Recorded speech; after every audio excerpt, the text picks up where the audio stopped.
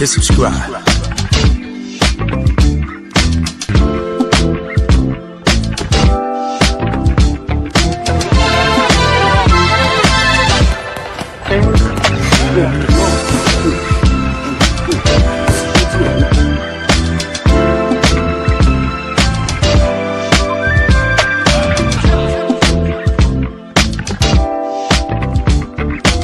Subscribe to my guy, Uncle D.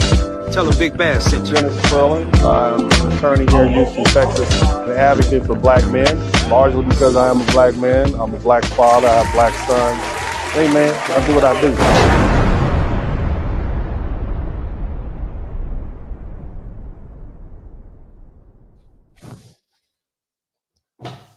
What's up, everybody? Welcome to the broadcast. Shout out to everybody out there who's checking out this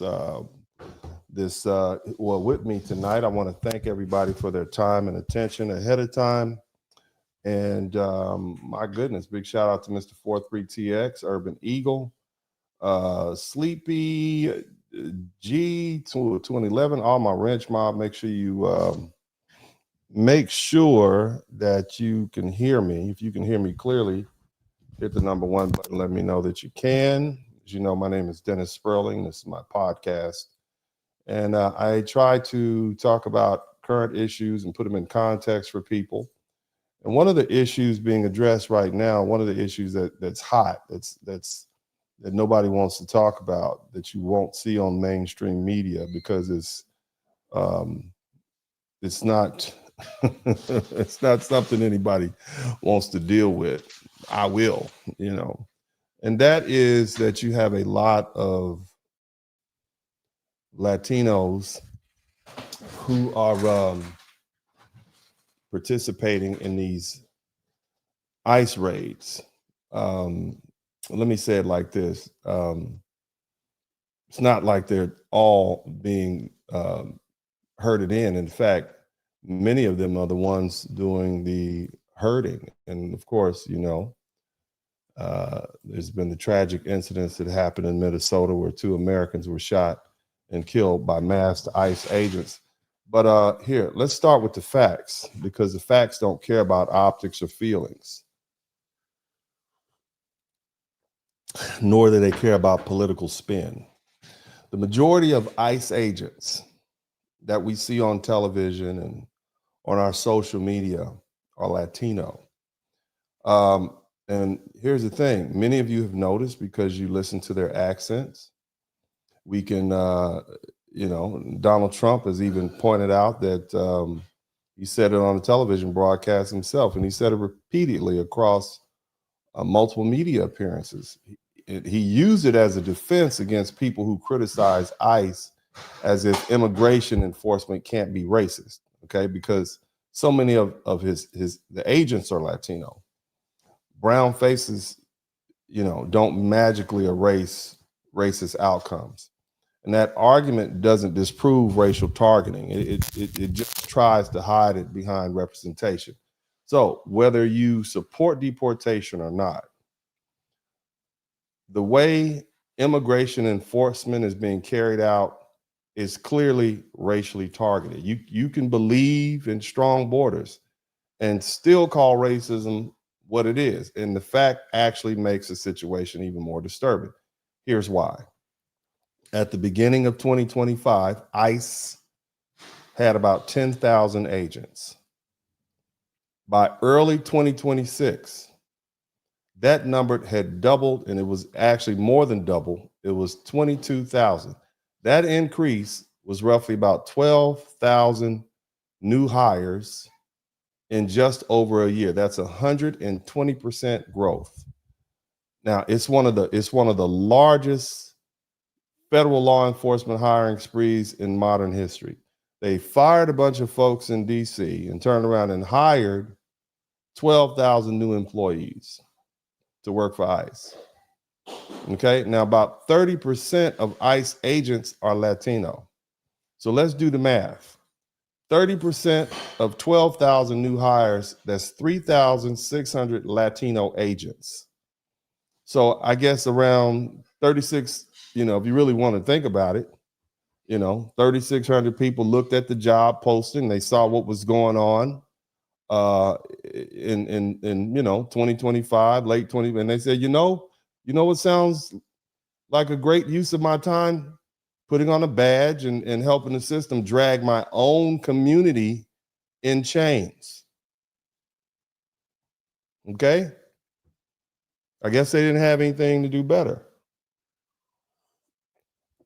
When you look at the DHS website, Border Patrol, and you look at the data, about 50.9%, that's 51% of Border Patrol agents are Hispanic or Latino. That's more than half. Okay, 44% are white, 1.65%, which is less than 2%, are black, and less than 1% are Asian.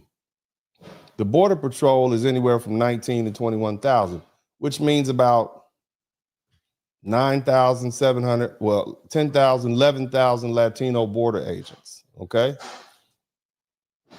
You got about 9,000 white and altogether about 400 black and Asian, which is combined, you see? So in plain language, Latinos make up about half of the entire Border Patrol. So let's add the ICE agents and the border agents together.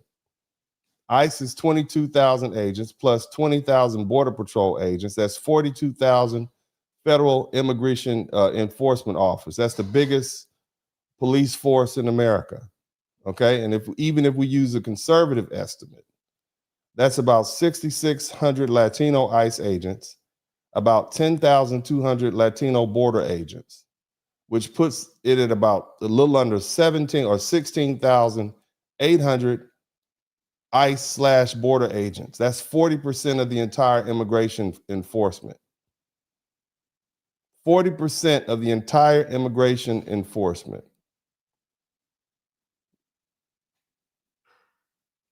Think about that.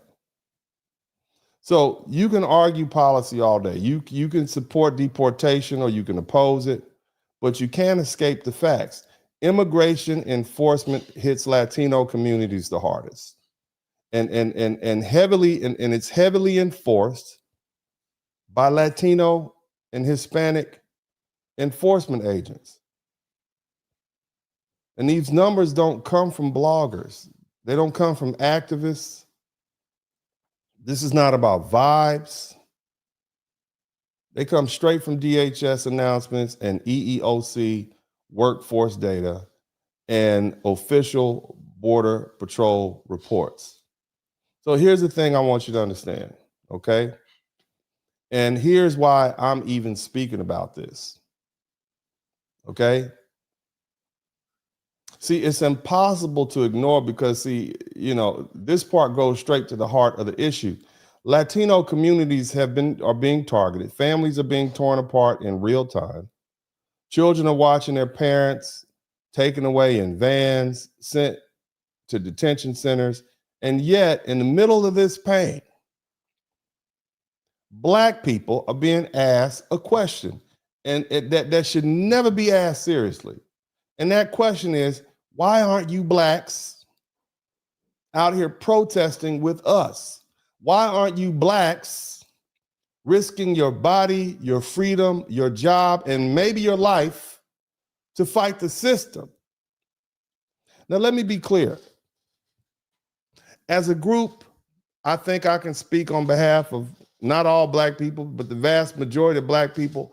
I think we can agree based on our actions that we've decided to take a break. We are literally and figuratively sitting on the couch with our feet up. We are resting. But still, they keep asking us. And I feel like this is going to go on for the next 3 or 4 years while this enforcement has kicked up. Keep in mind, these ICE agents are bound to a 5-year contract, which means they're going to be here. Here's the other thing I want you all to consider. While most Black people voted for Donald Trump, most Hispanic men voted for the same political movement that created this very same enforcement system. Trump won 54% of the Latino male voters nationwide, according to the exit polls. Trump is, that makes him the first Republican in decades to win Latino men as a group. Overall, he got 46% of the Latino voters, and that's still too close. Okay? If they voted along the lines of black people, we wouldn't have this president. Now, whatever your political leanings are, that's something that you need to weigh. Okay? Those are not opinions. These are the numbers. So let me explain it like this. You voted for this immigration firestorm. You have been, you decided, or you helped staff the fire department. You watched the flames spread through your neighborhoods. And now you want black people to run into the burning building for you. To fight who? I mean, who exactly do you want me to fight? You literally got a bunch of essays with masks on, toting guns, speaking broken English, kicking down doors, pulling other Latinos out of their homes and destroying Latino families. And that's who you want us to fight, your own people. And so I think I can speak on behalf of not all black people, but I think they would, even the ones that support, getting ICE to tamper things down a little bit, the level of entitlement is unbelievable. More importantly, that's not our fight. I mean, here's the thing, family. The arrogance is not random. It's quite familiar. It shows something black people have noticed for a long time. The quiet belief that they have been raised to believe that, us negritos are beneath them, okay? That their lives are worth more than us mayates, okay? We are us negros. We don't matter as much. And see, it's this kind of racism that doesn't always look loud or violent. It doesn't always use slurs. It works through status, through closeness, closeness to whiteness, and through disrespect for our black struggle and black achievement, while still expecting black people to do the work. And it didn't come out of nowhere. Latin America was shaped by a harsh colonial system imposed upon them by Spain and Portugal. And that system ranked people by blood, it ranked them by skin color and how close they were to Europe. They had the white Spaniards on top, the indigenous people and the Africans at the bottom. And that was the system. And from that system came something called blanqueamiento. And that's the idea that becoming more white meant becoming better. It taught that beauty, intelligence, and success come from whiteness, not from education, not from building wealth, not from establishing long-standing institutions. Just being white alone will do it. That's it. Just being white. If you ain't white, you ain't right. If you're black, get back. If you're brown, stay down. And then you have something called mejor la raza. That actually translates to whiten the race. In other words, reduce the blackness, erase the indigenous roots. And see, these ideas were taught, they were repeated and passed down for generations. They appear in history books, in social studies, and census records, and marriage trends, and in media images. And see, this is not black propaganda. I'm not pro-black. Okay? I'm not one of these people that's trying to steal people's culture and tell you that, America was Africa before Africa was America. I'm not that guy. I'm basing what I'm telling you guys on well-documented history. You can ask your Latino friend and they'll tell you. Okay? If you look at a 2013 academic study that came out of Sweden, that study found that Venezuela ranked as the most racist country in the Americas. Yes, That same Venezuela that sent all these hooligans and criminals up here that we are now rounded up and sending home. All these doctors, lawyers, and engineers that they sent here from Venezuela under Joe Biden. Let me say it like this. That means that Venezuela is more racist than the United States, which is down the list. Despite America's long history of anti-indigenous racism, anti-black racism, anti-Asian, anti-Latino racism, Venezuela ranks higher. Let that sink in. And here's the thing. This is not ancient history. This is still alive. And yes, I know that their people were conquered. I know that Spain destroyed indigenous civilizations. I know the sword and the cross were used to dominate, but that was 500 years ago, right? That's over, right? So I'm going to say what you all say to black people when we talk about slavery: Jim Crow, redlining, mass incarceration. Get over it. Because instead of dealing with the history honestly, too many chose to accept it and repeat it. And now you want to aim it at black Americans while chasing the desire to be closeness to whiteness. And then you brought the mindset here and expect black people to absorb the damage for you. And we're not having it. Not in any way. We are not having no parts of that. Now, let me add another layer that black people are painfully aware of. Even if others want to pretend not to see it, we are not naive about the documented anti-black racism coming from segments of the Latino political class and parts of the Latino street culture here in the United States. This isn't abstract theory. This isn't something we heard online. We hear the names, the dates, we got receipts, we got public consequences. Look at that situation that happened in October 2022 that was reported in the LA Times. And it was reported on a leaked recording that nobody thought was recorded. It was October 2021 closed door meeting involving LA City Council member President Nuri Martinez and council members Kevin De Leon and Gil Cedillo. These are officials.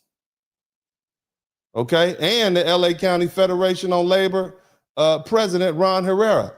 What came out that tape wasn't policy debate. It was open contempt for black people and political power, including Martinez's racist remark about Councilman member Mike Bonin, who and his young son. Now zoom out of that. Let's go from there. Let's go to City Hall. Let's go to street level. We've seen anti-black targeting, and we see what it looks like. In Los Angeles, the federal government had to literally prosecute racially motivated attacks aimed at forcing black families out of their homes. One of the clear examples is what happened in Ramona Gardens in public housing over in Boyle Heights in Los Angeles. I mean, it was reported on the news. May 12th, 2014, a Hispanic gang member identified as Hernandez and other gang members prepared Molotov cocktails, and they firebombed the apartments occupied by black families. And the whole point was they were intended to get the black people out the complex. And then he later pleaded guilty, conspiracy to violate civil rights, and was sentenced. And after he admitted the victims were targeted because of their race. This is street crime. So this is not just the political class. This is all the way down to the street crime. It lets you know it's cultural. I mean, this is not the Klan we're talking about. This is not 1955. This is 2014. And see, here's the cold part about it. It's not just a California thing. Right here in Houston, Texas, Houston Community College became ground zero for allegations that black employees were being systematically pushed out or blocked while Hispanic leadership consolidated power. Now, I want you to understand where the Houston Community College is. It is in Third Ward, Houston, Texas. Now they might call it the Museum District, whatever, Midtown. It's H-Town, it's Third Ward. They had to file a lawsuit in federal court, Brown v. Houston Community College. Hell, I'll give you the case number 4, semicolon 20 CV 02186, Southern District of Texas. It was filed on June 22nd, 2020, alleging racial discrimination and retaliation and attempting to proceed on behalf of a broader group of Black employees. This is what we have to do. Texas being the most populated state for Black people in America. It's currently pending before Judge, the Honorable Lynn Hughes. You understand what I'm saying? This is what we're dealing with. It's been all over the news here. But see, here's the funny thing is, let me get this back together. So you're asking us to show up in March? When I say us, I'm talking about Black people. You asking Black people to show up in March and protest and sacrifice. Black people, I mean, this is what you want us to do? And what you see happening is Black people doing a sober cost-benefit analysis based on our lived experience. Why would we feel compelled to put our bodies on the line for solidarity when the record shows that Latino political actors scheme to undercut Black political power, when you got federal prosecutors describing racially motivated intimidation aimed at Black tenants? You got Black workers in our own institutions deliberately excluded and targeted while others try to consolidate power. Again, we're not talking about the Ku Klux Klan. We're talking about the Latinos, people who are first-generation immigrants.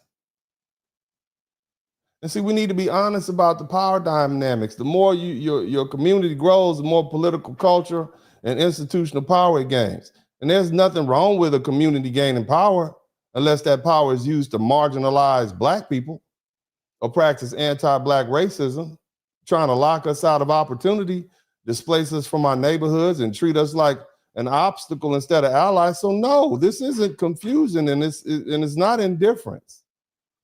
It's awareness, okay? That solidarity is not automatic; it's earned. And when Black people see documented contempt, documented targeted, documented allegations of exclusion, you don't need to act like you shocked when we decide we're not volunteering to be your shock troops for somebody else. Why would we do that?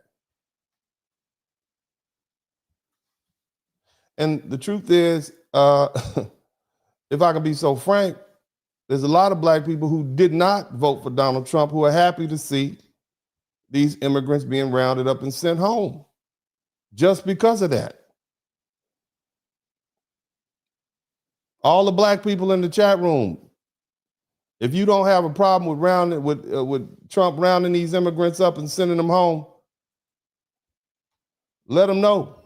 Type no problem, just so we can get a polling. We don't have a problem with it. And that's another thing. But either way, I got some video footage, because see, the fact that, and we still got to get back to the fact that a majority of these DHS, ICE, and Border Patrol members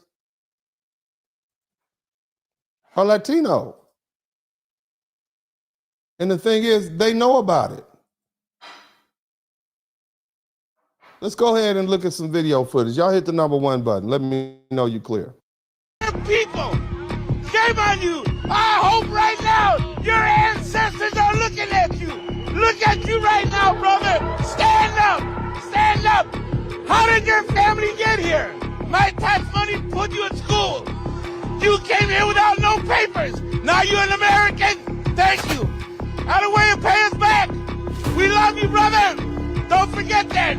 Everybody take a picture of you. Yeah, so you see that Hispanic gentleman yelling at the ICE agent. Let's keep looking. I don't know what you just said. I don't speak Spanish. So this is a Black woman saying, I don't speak Spanish, because his accent is so thick, She can't even understand what he's saying. All right. I'm not speaking Spanish. I just heard your Spanish accent. I don't know what you said. You're speaking entirely too fast. I don't really want to engage with you, honestly. I'm just letting you know I'm here. It's for you. A Hispanic ICE agent in Minnesota was confronted by a leftist who criticized his Spanish accent while saying she was defending immigrants. Listen. Impeding. Listen. I'm done talking to you. Listen. You can get out of my If face. you continue that, we're going to arrest you. See, here's what I want you to understand. People keep saying, well, why does race matter? Because they keep trying to get black people to join in on some black and brown unity. So they're saying they're targeting us.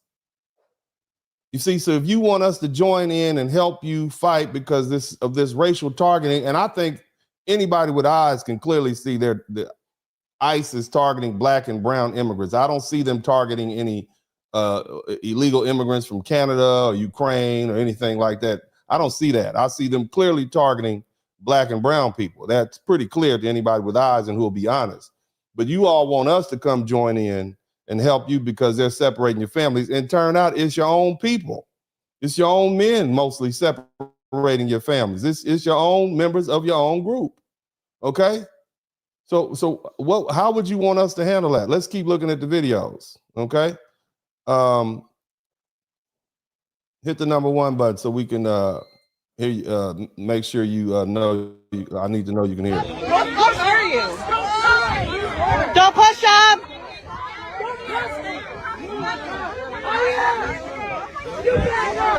You can be my family member. You can be my family member.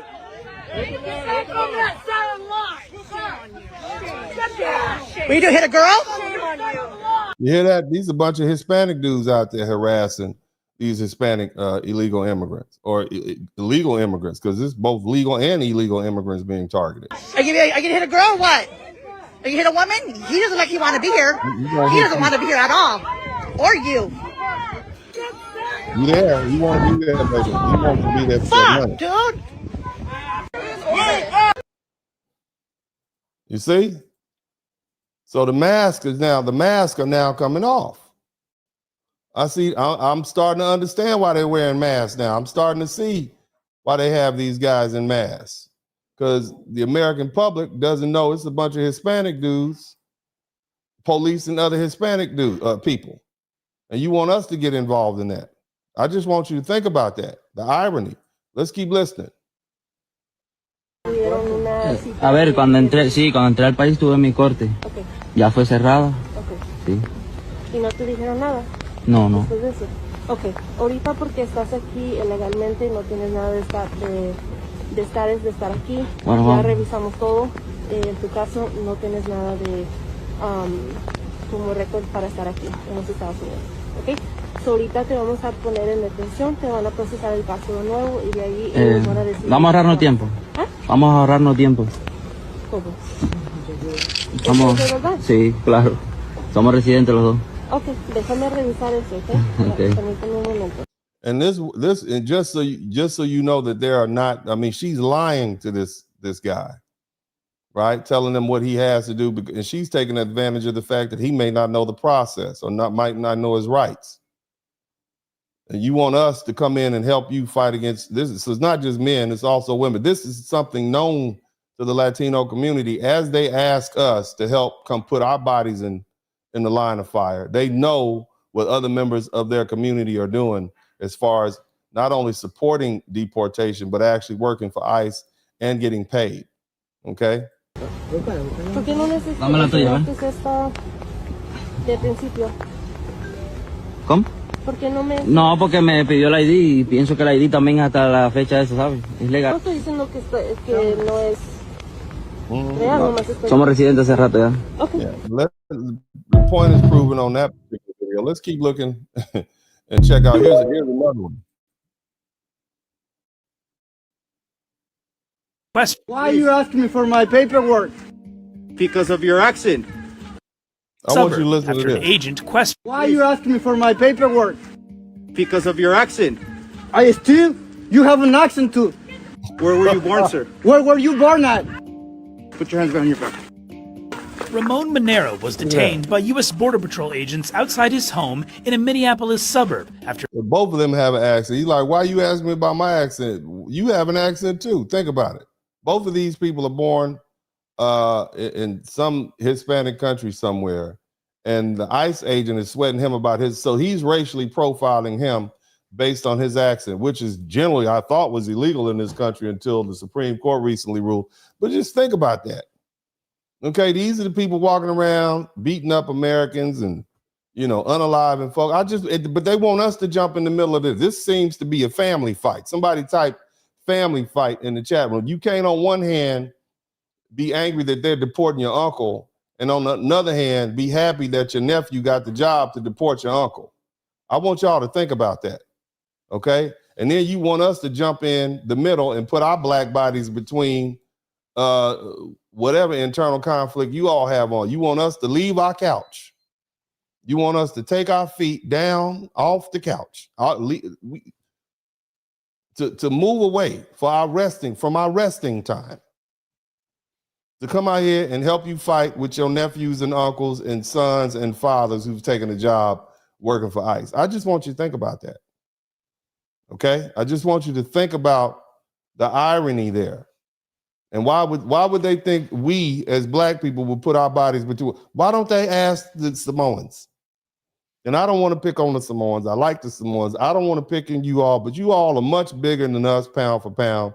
You're fighting. There's some fighting people, these Samoans. Why don't you ask the Vietnamese? Why don't you ask them to come help you out? How about the Hmong people? They're strong too. Get the Hmong people. Okay, what about all the people from Afghanistan? Get the Afghanis to come help you fight ICE. Why are you calling black people?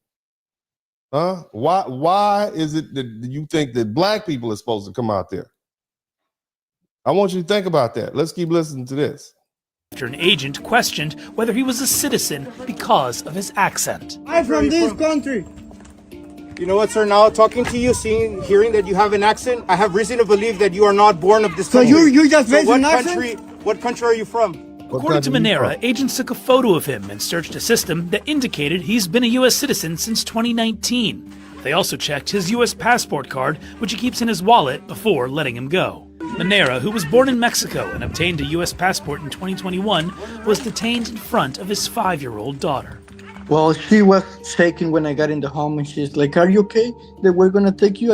I don't want to lose you." And I'm like, "You're not gonna lose me." Even though I'm a citizen, I'm still afraid because they don't care if you're a citizen or not. And especially because I know I have a really strong accent speaking English. I know I can be a target because that's who are they targeting, just because our appearance and because of our accent. So I believe him. Okay, I believe what he's saying. They are targeting Hispanics because of their accent. They're targeting because of their skin color. They're racially profiling them. And I don't see them running down any white folk from Canada and Ukraine. And according to the research, there's anywhere between 500 to 800,000 illegal white European people who are in this country illegal. But I don't see them getting rounded up. So you all can make with that what you will. But my question is this: why is it that you all keep trying to get black people to come help you fight this war? Now I want to keep looking. Let's keep looking at these videos. Hit the #1 button if you can hear it clearly. I don't want to hear one Mexican or one Latino say anything about black people ever again.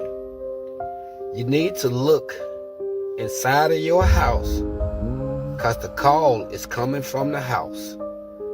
This is an unearthed photo of ICE agents that has surfaced. Latinos deporting Latinos. The call is coming from inside. Somebody type, the call is coming from in the house. Latinos deporting Latinos, but you want black people to come help you stop your own people from deporting you? Think about that. It's not like you asking us to file lawsuits. You actually want black people to come out there and put our body between other Latinos who've taken a job and are being paid to deport you, who have guns. This is what you're asking black people to do. This is what you're asking black people to do. Why is that? Why do you think we would do that? Why don't you ask the white people to come out there and do that? Why don't you get the Latino men who voted for Donald Trump 54%? Why don't you get them to do that? And look, irrespective of whatever your leanings are, I'm going to tell you, I 100% support deporting illegal immigrants. Hell, I'm all for making sure the legal immigrants are here are doing what they're supposed to do. I don't agree with how the immigration process is going. I think it's a violation of due process. I have a problem with that. But that's a whole nother subject. You want black people to get extrajudicial, come out there and sing "We Shall Overcome" and "Let Freedom Ring." Okay, and the Black National Anthem, while ICE is beating people up and hitting people in the head with pepper spray, with the understanding that the people who are doing it and working for ICE are other Latinos. This is what you all want us to do. Let's think about that. Let's continue listening. At the house. Now I know why. They know where y'all at all the time. They know when y'all going to church. They know when y'all going to court. They know when y'all going grocery shopping. They know when y'all going to work. Because they have Latinos who telling them where y'all at. So basically, brother said, and y'all snitching on each other. Y'all snitching and telling. Y'all calling the slave catchers on each other. This is not what we do as black people. We don't call the slave catchers on each other. That's not what we do. But either way, let's keep listening. The call is coming from within inside the house. I know black people, y'all always say that black people don't stick together. But I know black people wouldn't be deporting black people. It wouldn't be. To other countries. And let me run that number back. It's only 1.6%, 1.65 ICE agents. That's all we have. It's only 1.6. That's less than 2%. Okay, Hispanics have 50% border agents, 40% ICE and border agents combined. Black people are less than 2%. We largely don't want to get involved in that business, that blood business. We have a distaste. It's distasteful. This is who we are. We don't want to get involved in separating people from their families and snatching kids up and deporting kids. We don't want to get involved in that, one way or the other. And you all keep asking black people to get off the bench and come help you get in this business. Go talk to your family members. Tell them the money is not worth it. Leave us alone. We might not be together, but we wouldn't do no shit like this, y'all. This are their own people, y'all, proudly smiling about deporting their own people. Now we know where they know where y'all be at. Be chasing y'all down the street. How much you think that making y'all? About $75,000 to $100,000. That making some good money according to them smiles on their faces. Y'all happy about it? I don't want to hear nothing about black people, cause we ain't doing this. No, we ain't doing this. But these are your own people. Y'all own people. That's your own people. The ones who voted for Trump, the ones who didn't vote for Trump. They coming after all y'all. Look at all them just beautiful smiles on their faces. Latinos for ICE is in effect. So we don't want to hear nothing about black people, what black people doing. Black people ain't doing this. We just watching. Yeah, we watching. But this unearthed photo, black people we watching. Tell y'all, not our business. The call is coming from inside the house. Ain't that a bit? That's crazy. They own people. Yeah. That's crazy. Yeah, let's check this out. Just in case just so you all know, they're not doing it reluctantly. Okay, this is not something we gotta, oh my God, we're so, we gotta do it. Check my boy out. This is on internet. Now it's some music here. He in here dancing. Look at my boy. Look at that. That's you. That's your people. All you Latinos, that's your people right there. Okay, this is him. Proud. That's your people. This is what you want us to stop him from deporting you all. You want black folk to jump in the middle. It looked like he happy to me. Somebody type he happy. It looked like he's happy to me. This is what it looked like to me. It looked like y'all are very well aware of what's going on. Got that $10,000 a year bonus, $50,000. This is y'all. This is what your people are doing. Why y'all keep asking us to why we interfere with this man's happiness? Whole family happy. Let's think about it. This is what you want us to do. This is what you want us to do. And let me give you a taste of what it's going to be like when you get out there. Hit the #1 button if you can hear this. This is what's going to be like. It's yet another example of how not minding the business that pays you tends to go horribly wrong. When will we learn? That's what we're doing. That's what needs to get done. Not to U.S. Not to the people that are destroy everything that's built by Country, you are not from the country. Don't be stupid. You are not from the country. You hear that? So he out there protesting to try to keep the Venezuelans from being deported. And they nigga, you hear that? That's what y'all want to go out there for? You ain't got to go out there to be called the N-word. You can just listen to a rap song. Hell, go on Twitter. You know what I'm saying? I mean, really. Let's just really think, is this what we doing? I mean, the nerve of you all to think we're going to come out here and help you all protest against this hot mess that you all are participating in, apparently happily.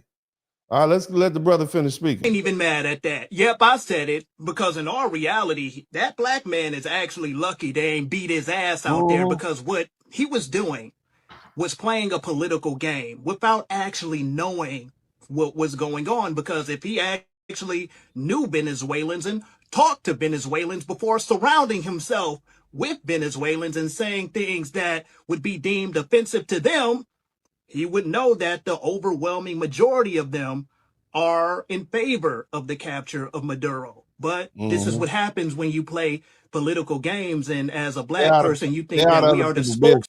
That's the lesson. Now, let me check just in case you think that's just one guy. You know. Oh, that's not, no. Here you go. Go ahead, here's some more. Pulling my man. Big Jack, man. Yeah. Like they start together. We're very racist in California. We're racist motherfuckers. When we're doing time, when we're in prison, the white boys and the Mexicans, even though we're segregated, when shit gets real, we back each other up. Oh, y'all back each other up. The white boys and the Mexicans, according to him, they back each other up against who? Who you back yourself up against? Clearly, you must back yourself up against the Arabs, and maybe, I don't know. I'm assuming y'all fight against the POs, because that makes sense. You all are prisoners. So who do you fight against, sir? Let us know. Please tell us who it is you fight against. And then the blacks and the Asians, they I'm sorry. Again, hold on a minute. You fight against who? I didn't hear that. Did you all hear that clearly? Who does he say he fights against? I must have misheard. I'm sure. I'm going to listen faster this time, so I'll hear. Let's say it again, sir. It's real, we back each other up. And then the blacks and the Asians, they back each other up. Yeah. Okay. So it's like, let's say we're doing time, and you guys are white boys, and it's me and a bunch of fucking beaners. We're going to team up to go fuck up all the niggers. You going to go fuck up? I'm sorry, you going to go F up the who? Let me run that back. I'm sure I didn't hear that correctly. I'm sure that must have been, let me know. Where's my Google Translate? We're doing time, and you guys are white boys, and it's me and a bunch of fucking beaners. We're going to team up to go fuck up all the niggers. You know what I'm saying? That's crazy. Yeah. Somebody type hard ER in the chat room. Somebody type hard ER. That's what we doing. That's what we doing. We effing up the N words with the ER at the end. Wow, that is just amazing. So this is how you all. These are the people that you want us to come out and do what? You want us to come out and stop ICE from doing what to you? And you feel this way about us. Interesting. Somebody in the chat room type interesting. Okay, you know what? I'm gonna let your white queen tell you what they really think about you. Hit the number 1 button. For me to say what I'm about to say. And I have said it before many, many times. I was married to a conservative Latino for 6 years. Okay. Same conversation over and over again. What did it say, ma'am? You will never be white enough. Oh. You wouldn't. Okay, let's let her finish. We don't like Benedict Arnolds, and that's what this is. She mean we white people don't like Benedict Arnolds. So this is how these white people are looking at all these ICE agents. See, y'all think it's just me. I've had people in the chat room tonight say, oh, you're a moron. No, the same white people that you're trying to be adjacent to, they're also Americans. And they feel the same way about sellouts and traitors the way black people, because see, we're Americans too. And the thing you all understand is white Americans and black Americans, and I'm not talking about the ones that just got here. I'm talking about them old school redneck heritage pickup truck driving, been here since 1750 white folk. We feel the same way about traitors and sellouts that white folks do. And so this lady is letting you know exactly how we feel. So you out there sending your own people home, do you think that's going to curry favor with these white folk or these black folk? You look like a bunch of sellouts. That's what you look like. Let's keep listening to this white queen. Somebody type white queen in the chat room. When you are brown, you speak with an accent, but you sell out your own people, we're never going to trust you. White people are using you. And that smoking mirror that you've been indoctrinated to believe that it's not going to happen to you because you're not black. As a white person, I'm just here to tell you, it will indeed happen to you. Damn. Because we will never trust you. We will use you to go after your own people. Oh, fuck yeah, we'll use you. You can kill white people too. We don't give a shit. Damn. But we will never, ever invite you in the house. Damn. Let that meditate on that for a minute. I want you to meditate on what the white goddess queen. Just think about that. Never. I could, don't get mad at me. I'm just telling you how it is. I mean, black people have 400 plus years of history in this country. We know how things go. You don't have to believe me, but let me remind you of this. I want y'all to be reminded of who you are. That's you. You had to put your voters for.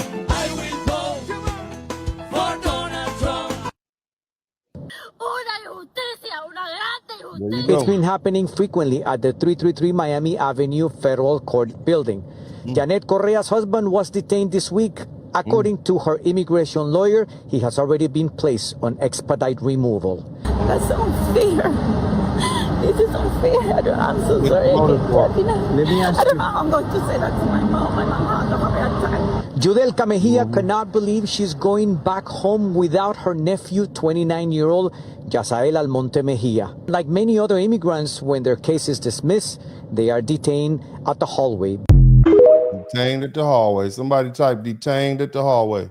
They are detained at the hallway. That's what's happening. They're getting detained at the hallway. Again, you all are asking black people to come out and help you all solve a problem that is easily solvable if you would just stop doing what you're doing. Okay? I mean, and here's the other thing I want you to remember how, I guess sometime during the middle of the year, it was all about, remember this? You guys remember that last year? I remember all different groups of people coming together. Somebody type black fatigue. Somebody type black fatigue in the chat. Remember they had that black fatigue last spring or summer? Somebody type black fatigue in the chat room. We want to telling how they all tired of black folks. Yes, they did. You know what I'm saying? But now that black people ain't at these protests, y'all want us to come out and help. What happened to black fatigue? Yeah, I'm petty. I'm so tired of that fake kumbaya shit. Black and brown unity. Y'all folks really don't fuck with black people. Just even looking at this chart, bro, that's the voting. Look at that. Black people, 85% voted for Kamala Harris. Latinos, 52% voted for her. But then you got this 46% on the other side. That's still too much. And if you break those numbers down more Hispanic men voted for Trump. So, I mean, let's think about that. Why you keep asking? Be so flawed. Black folks the only one that really tried to stand up for everybody. When it was time, bro, we always try to vote or even try to do the best thing that's going to benefit everybody. And I need you all to understand, immigration does not benefit Black Americans. Specifically, it does not benefit Black American men. This is something that our leaders have been telling us for years. This is not something new. This is something we've known for years. Some of our greatest leaders have told us civil rights opened the borders in 1965, but the real betrayal happened in 1994, because that's the year a Black woman tried to warn them, and they silenced her. Her name was Barbara Jordan, a civil rights icon and the first Southern Black woman elected to the House of Representatives. She wasn't a Republican. She was a Democrat royalty. President Bill Clinton appointed, because that's the year, on a side note, to lead the U.S. Commission on Immigration Reform. I'm sponsoring a private viewing of the showing of the movie Inquisitor. Somebody type Inquisitor, of the movie Inquisitor here, about the life of the Honorable Barbara Jordan. She was a Texas Southern University graduate. She was a Boston College Law School graduate. So I will be sponsoring and inviting, I'm going to invite lots of congressmen, lots of people with money. Okay. It was about $1.5 million to make this movie.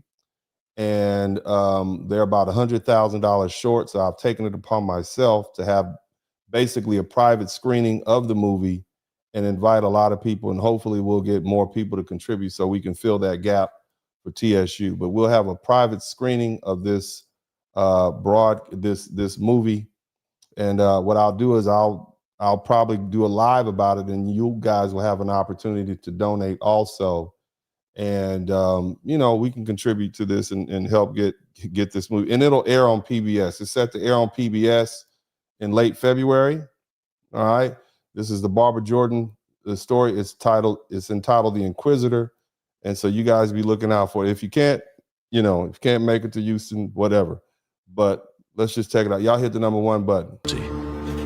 President Bill Clinton appointed her to lead the U.S. Commission on Immigration Reform. Her job was to look at the data and answer one question: is immigration good for the average American worker? The Democrats expected her to say yes, but Barbara was honest. She looked at the numbers and she saw the truth.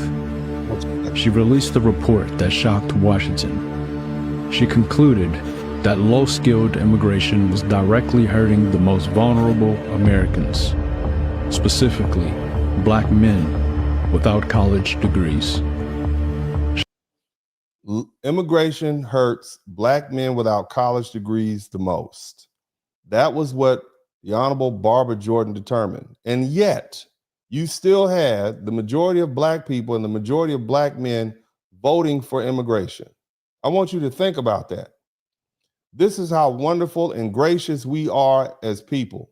Knowing that immigration is bad for Black people, we still didn't want to see you all get handled like this.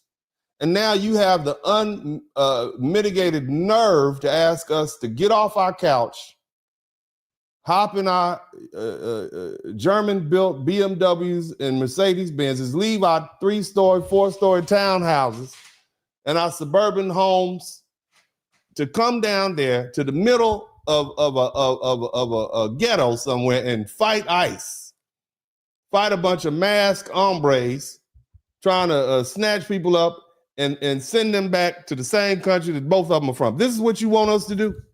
Are you kidding me? Are you out of your mind? Can I get a collective hell no from all the Black people in the chat room? Let me get 1, 2, 3, hell no. Matter of fact, let's go even deeper. Hell to the Nizal. Okay? Not at all. She said, immigration policy must put the interests of the American worker first. Mm-hmm. The American worker. The American worker.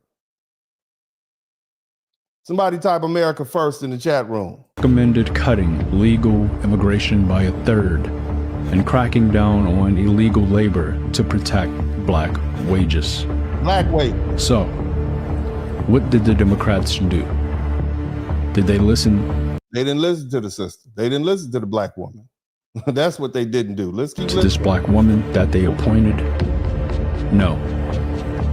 Barbara Jordan died in 1996. And the moment she was gone, Bill Clinton buried her report. Instead of cutting immigration, they expanded it. They chose cheap labor over black livelihood. She gave them the blueprint to save the black middle class, and they threw it in the trash. You hear that? Did you hear that? Did y'all hear that? So we have known for a considerably long amount of time that immigration is not good for black people. And yet we still, in our gracious, beautiful, and wonderful selves, still try to save y'all from getting deported and having to deal with what you're dealing with now. And that still wasn't enough for you all. But let's go ahead and continue. Hit the number 1 button. Let's continue. Let's continue listening to what these folk have to say, because I don't think y'all believe that fat meat is greasy. Listen to this young lady. Turned against us. Conversation that I was. Wait, I'm confused. I mean, maybe you guys had a conversation that I wasn't a part of, but I didn't know the black community turned against us. But thank you. Now I understand that the black community is not our ally, and that they're all assuming, guys, that us as Mexicans, we all voted for Trump. They're assuming that we're all racist, and they're assuming that we all. We know all of you didn't vote for Trump, but we know that 54% of your men did vote for Trump. Okay. And we also know that 48 or 46% of you all voted for Trump. We know that. And we also know about Latinos for Trump. Okay. So it's a lot of bad press. So we're not making assumptions out of thin air, ma'am. And then there's that whole blanqueamiento thing and that mejor la raza thing. And that, you know, and your black grandma that you never, that your abuela negra that you never want to tell anybody about. Let's keep listening. All hate black people. They have stereotyped us and put us into a category. So now they hate us because it's all of our fault. See, the actions of all Mexicans is my fault. Just the same way, I guess, maybe we could do the same. Black people also voted for Trump. So should we assume? I voted for Trump, but you know, I vote my interests. But most black people didn't vote for Trump. 93% of black women voted for Kamala Harris. 79% of black men voted for Donald Trump. We black men voted for Trump more than any other group of men in America. If the Latino community had voted like the black community, Kamala Harris probably would have won, or at least she'd have done a much better showing. So we're not the same. Okay, we are not the same. Shout out to all the people who are here for the chaos. Shout out to all the black people who are quite intrigued at seeing how these folk handle in the next 3 or 4 years what we've had to handle for the past 400. Shout out to all the black people who are watching and listening with their feet up. Hit the number 1 button. Assume that all black people are not our ally then? Should we assume that all black people are Trump supporters? Should we assume?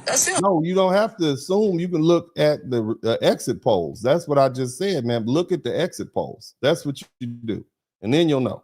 That all black people are racist? No, right? And I wouldn't do that because I'm not racist. You started off your conversation literally generalizing all black people and then contradicted yourself and say, oh, well, what if we did that? I don't want to look at her too long because she's a little distracting. Okay, we're going to let her talk for a minute and we're going to move on. That's literally what you did. I didn't know that we have beef with all black people and all black people aren't our allies. Hypocrite much? Then to turn around and say, well, all Mexicans are blah, blah, blah. Like, it's the hypocrisy for me. Yes, we are not in it. Why do y'all continuously try to keep pulling black people in it?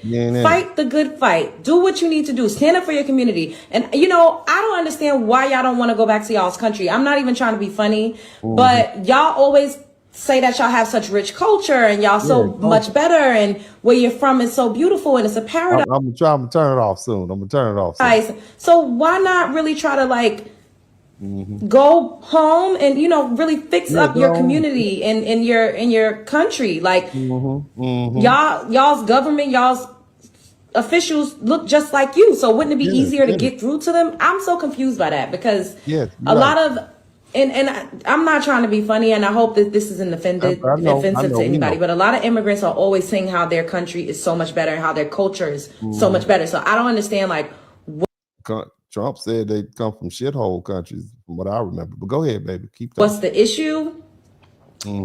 And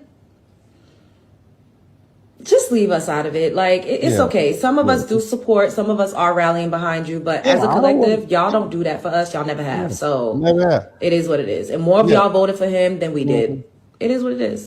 Yeah, I don't like seeing people getting beat up and manhandled like that. I support deportation, but I mean, I don't like seeing that. I don't think any decent human being wants to see people separated from their family, especially black people, considering our history in this country. But doggone it. I mean, my God, you voted for this dude, and now you got, that's one thing, and now you got all these ICE agents who are Hispanic. All right, let's keep listening. And when you guys are saying that this is not your fight, you guys been fighting. It's sadly to say that you guys been fighting and the whole world is just sat on the sidelines watching, saying, oh, look, there goes again another black person not obeying the law. It's the same thing that's happening with my community. We were talking about racial profiling when black people been going through racial profiling. They'll see a black person walking. See, here's the thing. So you hear what he talk about racial profiling, and it's, here's the thing. They told us to work harder. They told us just comply. Remember that? Somebody typed just comply in the chat room. They said just don't break the law, right? Just don't break the law and you'll be all right. Come to find out, they saying, well, if you just come up here, you're breaking the law.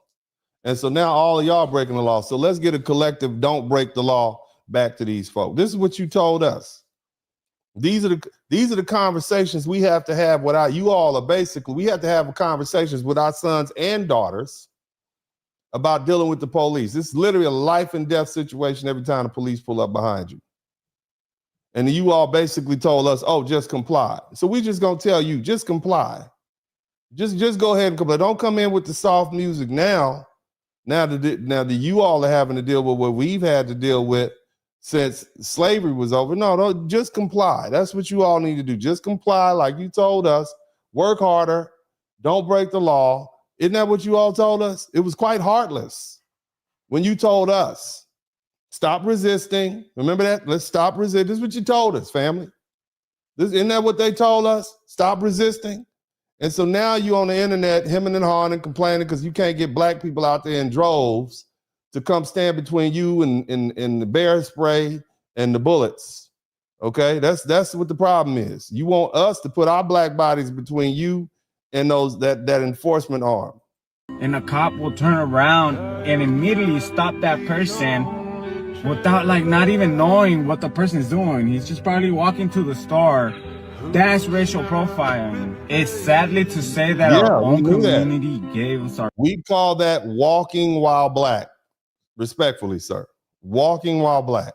Back. And it's a lesson learned to any community that when somebody's going through some shit, somebody type somebody when somebody's going through it. See, if you all had listened to black people when we talked about it, you wouldn't be going through it right now. Let that set in. If you all had listened and helped black people when we were dealing with police violence and police brutality, you all wouldn't be dealing with it right now if you had done something collectively. So don't cry now. Don't cry now. It's your turn. Sit on the fucking sidelines. Come out and support. And just so you want us to, you just told us y'all didn't come out support, but now you ended by saying we want you blacks to come out and support. It's a bunch of ICE dudes enforcing it. Why don't the next time you get to the piñata or the quinceañera, y'all get together, or the just get together and or the carne asada, and y'all talk about that amongst your family members who are ICE agents. That's what you need to do.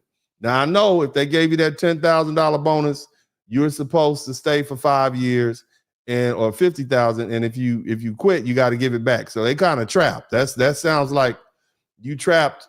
That sounds like some indentured servitude to me. Sounds like y'all just signed some slave papers. So we'll see how that works out. But let's continue. Say thank you to all the people that are here raising their voice and fighting. Don't stop fighting. Yeah, you got to ease on up out of here, sir. You got to ease up out of here. But yeah, so, and that was for the people who say that, I don't see any folks asking black people to come out. They do it all the time. It's on your For You page all the time. Let's keep listening to what other folks have to say. Imagine being Hispanic and working for ICE. Look at that, traitor to your own race. Traitor to your own race. History.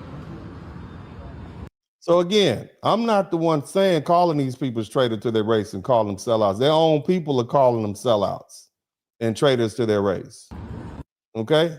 So this is not anything. I'm just telling you. So, but the bottom line is you got a race traitor situation and you want black folk to come in and help y'all out with that. That has nothing to do with us. Okay? We have nothing to do with that. An ICE agent who had the exact same accent as the person that he was trying to detain. Not only that, but he tried to mock the dude's accent. Y'all sound the same. When these ICE agents go home, especially the Hispanic ones, do y'all talk to y'all people? Y'all talk to y'all people. I don't think they are talking to their people. I think they think it's a big joke. In fact, it's so pervasive. It's something. It's so pervasive. They got jokes about it. Look at the $50,000 sign-up bonus is what motivated me. You know how much DoorDash I can buy with that. Also, my ex-boyfriend Edgar cheated on. Now this is AI, but they're making jokes about it. Somebody thought it was funny. You understand? So like this is funny to them. I guess I don't know what to make. Y'all keep listening. With a big booty Latina from Mexico. So this my way to get even. Also, I am sick and tired of everyone in the Latino community calling me a torta. I'm not a torta. I'm just big. Now I believe torta is some sort of food or something like that, but whatever. That's meant to be humor. All right. And that's not the only one. They got other stuff like this is something that they know. They literally know that they have a lot of people who are, a whole bunch of people who decided to join ICE, and they're actively deporting other Hispanics. To discuss the latest developments regarding the current immigration claimant in the United States. My name is Jorge El Chucho Rodriguez, and I don't think a lot of people understand my pain. I know you might just see a handsome guy in front of you. He has it all figured out, but I don't. You understand? I have a career in law enforcement. I personally don't. I don't think it's funny, but this passes as humor to these folk. Okay, you got your own people being deported and sent home, kids being separated. They just sent some little girl back to, I don't know, back to Central America. I don't think it's funny myself, but they think it's funny. They're making jokes out of it. And some people see me as just a security guard for a border, but I'm not. I enforce the law. And then I have family who breaks the law. And I live in that world. What are some of the struggles that you deal with on a day-to-day? It's lonely out there. Not being invited to any parties. Not being accepted because of the career choices. I want to be invited to a piñata too. When they say, ¿se va a hacer o no se va a hacer la carnita asada? They never ask me. So, this is something that they're really dealing with. This is not something that they don't know about. It's enough that folks are making jokes about it. So again, why is it that you all think that we are supposed to get involved as Black people? Why is it that we're being called up? We're being asked to put our bodies, our freedom, our lives on the line, and then you all have these racist beliefs anyway. Okay, let's keep listening.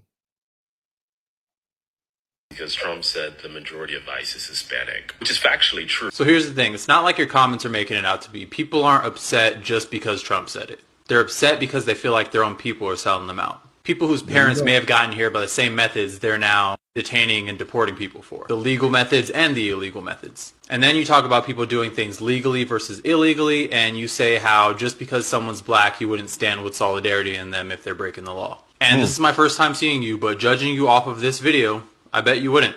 You'd probably believe J. Edgar Hoover when he said the Black Panther Party is the greatest threat to national security of the country. I don't be wanting to believe the FBA is about the tethereds, but this video is not helping. But speaking of people doing things legally versus illegally, you say that your aunt just got in America last year after trying for a decade, your fiance is not American, and you're going through the immigration process right now. What happens when they get detained during their green card interview? Like this man here with no criminal record with a U.S. citizen wife. Or the wives of these two men here.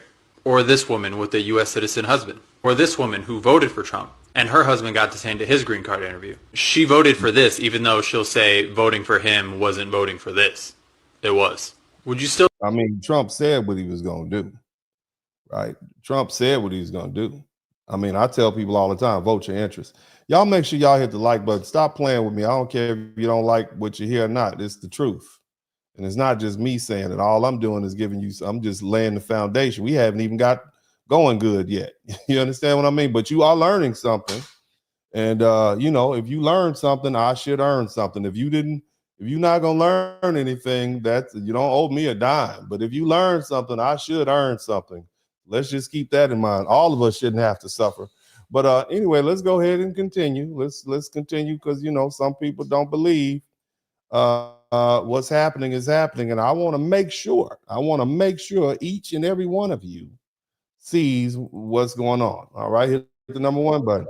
Among Latinos, among the Latino community, especially among Chicano community, Mexican Americans, Latino Americans, okay? If it wasn't for Black culture, Black people, Black communities, Black leaders, Black artists, Black music, all of it, if it wasn't for that, we would have an entirely different experience in the United States. Here's the difference between Black folks and Latino folks.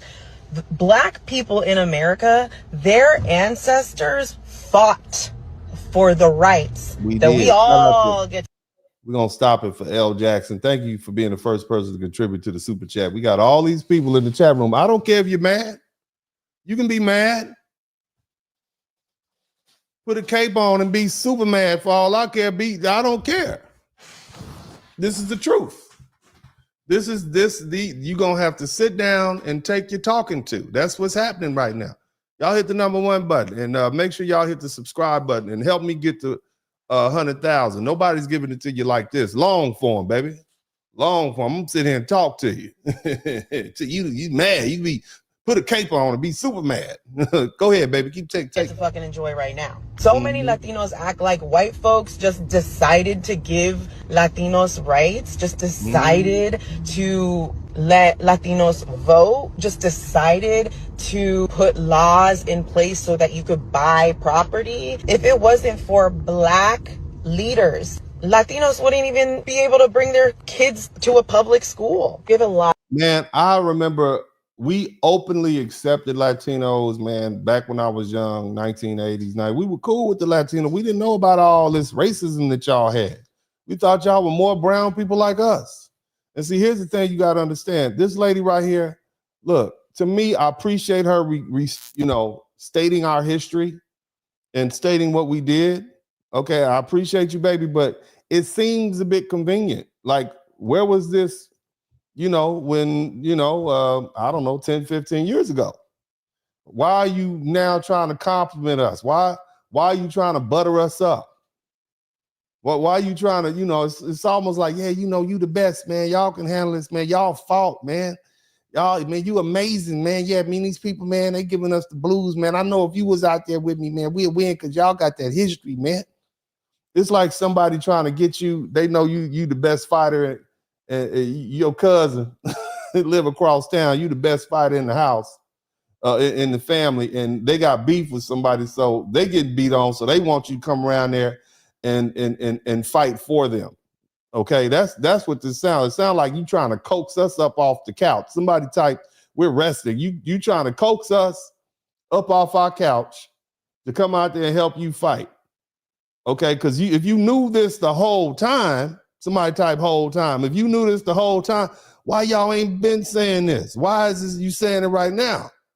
Why where we getting all these compliments from? You got to be wary of somebody giving you too many compliments. I'm just saying. Let's keep listening. Somebody type discernment in the chat room. Discernment. Out of the privileges that we have today because of the Civil Rights Act, because of the Fair Housing Act, because of Voting Rights Act, which for those of you Latinos who voted for Trump, you're welcome. If you are Latino, you better recognize the gift that we were just handed from Black people. So it actually makes sense that more Latinos voted for this president because you didn't have to work for the rights that you were just handed. And don't worry, I will be talking about immigration too, but for right now, I just want to give Black people their flowers. I want to give Black artists their flowers. I want to give Black culture their flowers, because if it wasn't for them, I would not be who I am. Happy, beautiful, beautiful Black History Month from this Latina and most Latinos that have common sense. Yes. Thank you. On behalf of the Black, thank you. We appreciate that. However, miss, okay, I need you to understand it's some other stuff that you're gonna have to deal with before you get us off the sofa. Okay, let's deal with what you got to deal with. I want you to check this out first. I appreciate that, but have to take like a backseat to everybody on the West Coast. Like the Black folks, they kind of have to, like in prison, they have to be scared of like the Mexicans and stuff. I'm gonna say this. I'm gonna say this. The Hispanics, the Hispanics outnumber the Blacks everywhere. Okay, it's always it's a lot of them. They outnumber. They're everywhere on the streets. They're everywhere in the schools. They're everywhere. They're all in the prison system. They're everywhere. Yes. It's just more of them. But far as me saying that they punking the Blacks, it's just more weakness that's obvious within the Black cause than it is in the Hispanics, bro. The Hispanics are just. Again, he's talking prison politics, and he clearly has done a little time in one of our local, state, and federal institutions. But bottom line, he's saying that Blacks are divided, but what we will come together for is to deal with somebody who's being anti-Black. Okay, we will come together. That is what our culture is built for. This is why we've survived so long. But he's basically telling you these folk are unified against us in every conceivable way out there in California where they have numbers. Just more structured than Blacks. You got the black card is cut up in like 50 million different cars of bum niggas. Like I'm just gonna say it, bro. Niggas bums, bro. Like them niggas don't want to go to war with them essays. I be thinking most Blacks is scared of they scared of him. Well, I can speak on behalf of Black people. We are not afraid. Okay. You might be dealing with some convicts and folk out there in California who outnumber, but that ain't all of us. It's not all of us by any means. It's not even the majority of us. We've been doing this. But nevertheless, let's continue with the broadcast. And hell, as a matter of fact, I don't think, apparently once these Hispanic ICE agents finish, it won't be enough of y'all left. Apparently what they trying to do.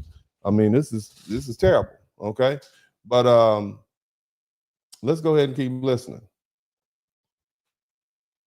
When I said this is not Black people's fight and that we're on a couch for a reason. And I just want to remind you guys of something. This is a projection of the 2024 presidential election exit polls. And when I say this is not Black people's fight, I say that because 85% of Black people voted for this not to happen. And when you look at all the other races, you can tell that there's a significant amount of votes that could have stopped this from happening. When I said that y'all wasn't out there fighting for us, I'm not talking about the 41% of YT people. I'm not talking about the 52% of Hispanic Latino, the 54% 57% of Asian, the 42% of POCs. I'm not talking about y'all. I'm talking about the 57% of YT people that voted for this and the 2% of YTs that voted for somebody completely else. I'm talking about the 46% of Hispanic Latino people that voted for this. 46%, that's dang near 1 in every 2 Hispanics who voted for this. I'm talking about the 39% of Asians. That is a significant amount for this projection. This other is POCs. And this is what gets me, is that y'all lump black people and POCs together. No, we are not together. 54%. We are, look, let me tell y'all off top. We are not POC. I am not a people of color. Matter of fact, we stopped letting people call us colored because that's all a people of color is. Y'all mess around, let these white people flip back around and call y'all colored again. We are not colored. Okay, we are black. In fact, depending on your lineage, you are foundational Black American. You could be Caribbean Black. You can be whatever you back, but we're not colored. And let me tell you something else. We are also not melanated. Did you know that polar bears are melanated? You allowing people to call you melanated? Monkeys and chimpanzees are melanated. So the only people not melanated are white people. So you let them get away with basically comparing us to the animals. We are black. Just call me black. Let's keep it real simple. Shout out to my man, Fit Philosophy. Love my brown brothers and sisters, but dang, the ones that voted for Trump is like the chickens getting together and voting for Colonel Sanders doesn't make sense. Shout out to you, bro. That's what I'm talking about. I'm gonna read all these again. But yeah, so y'all need to cut it out. Of POCs voted for this. 54%, that is literally 1 in every 2 POC who voted for that. And don't get me wrong, there's not words created to show how bad I feel about everything that's going on right now. And even though I'm saying this is not our fight, I'm still doing everything I can to show the injustices of what's going on right now. But to say that there aren't enough black people out there protesting right now is absurd to me, because we've been fighting, we've been trying to tell you guys about the injustices of what's going on, and you guys are just now seeing it. So yeah, I still stand on what I said. No, brother, they've been seeing it. It was just you were dealing with it, and it wasn't their problem. They've been seeing it. They've been seeing it for a long time. You don't think they have TV and social media? They've been seeing it. It's just now it's their problem that they have to deal with, and that they shook.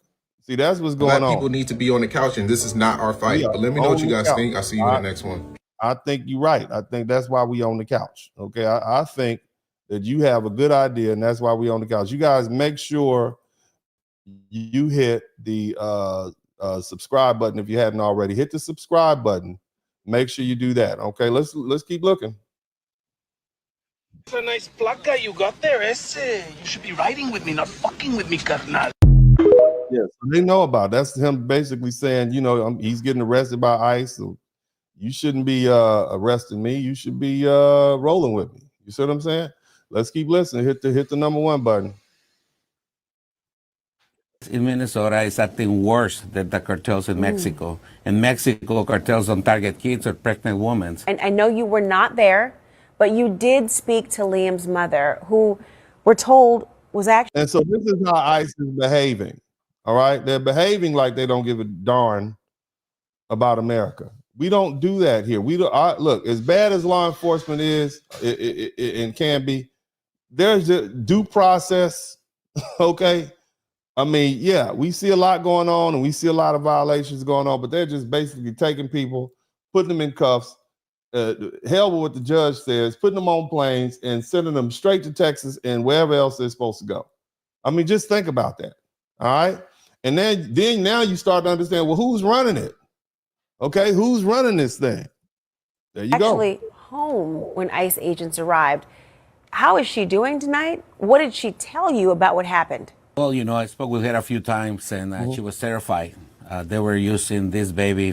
The ICE agents were trying to use the baby for her. That is a little small a Hispanic child, and you got Hispanic ICE agents, and I'm sure this is what you got going on. You how dare you ask us to intervene in this? These are your own people, your own men that your own people have referred to as sellouts, tracking down your own people and sending them home. I want you to think about that. And you want us to intervene in that? If the roles were reversed and it was a bunch of black people trapping and kidnapping, first of all, you couldn't get us to do it. We are not going to do it. It's 13% black population in the United States. 14% Hispanic population. Actually, we're back to 14%. We still aren't doing it for whatever money because it is distasteful to us. This is why black people we don't deal with bodies and stealing people. We don't do that. That goes against our culture. We are better than that BS. Let's keep listening. To come out of her house, but the neighbors step up. Neighbors advise her not to do it. The neighbors were trying to get the baby or the 5-year-old to give it to her. And this is a pregnant woman with another 13 or 14-year-old boy as well. Yeah. She believes that they were trying to get her to come out. She didn't believe that they weren't going to take her as well. No, absolutely. And I believe her because I've seen how they're acting here in Minneapolis. You know, I'm a pastor from Mexico, and I've seen how cartels work in Mexico. And just so you know, as a pastor, I'm telling you this, ICE in Minnesota is acting worse than the cartels in Mexico. This man just said ICE in Minnesota is acting worse than the cartels in Mexico.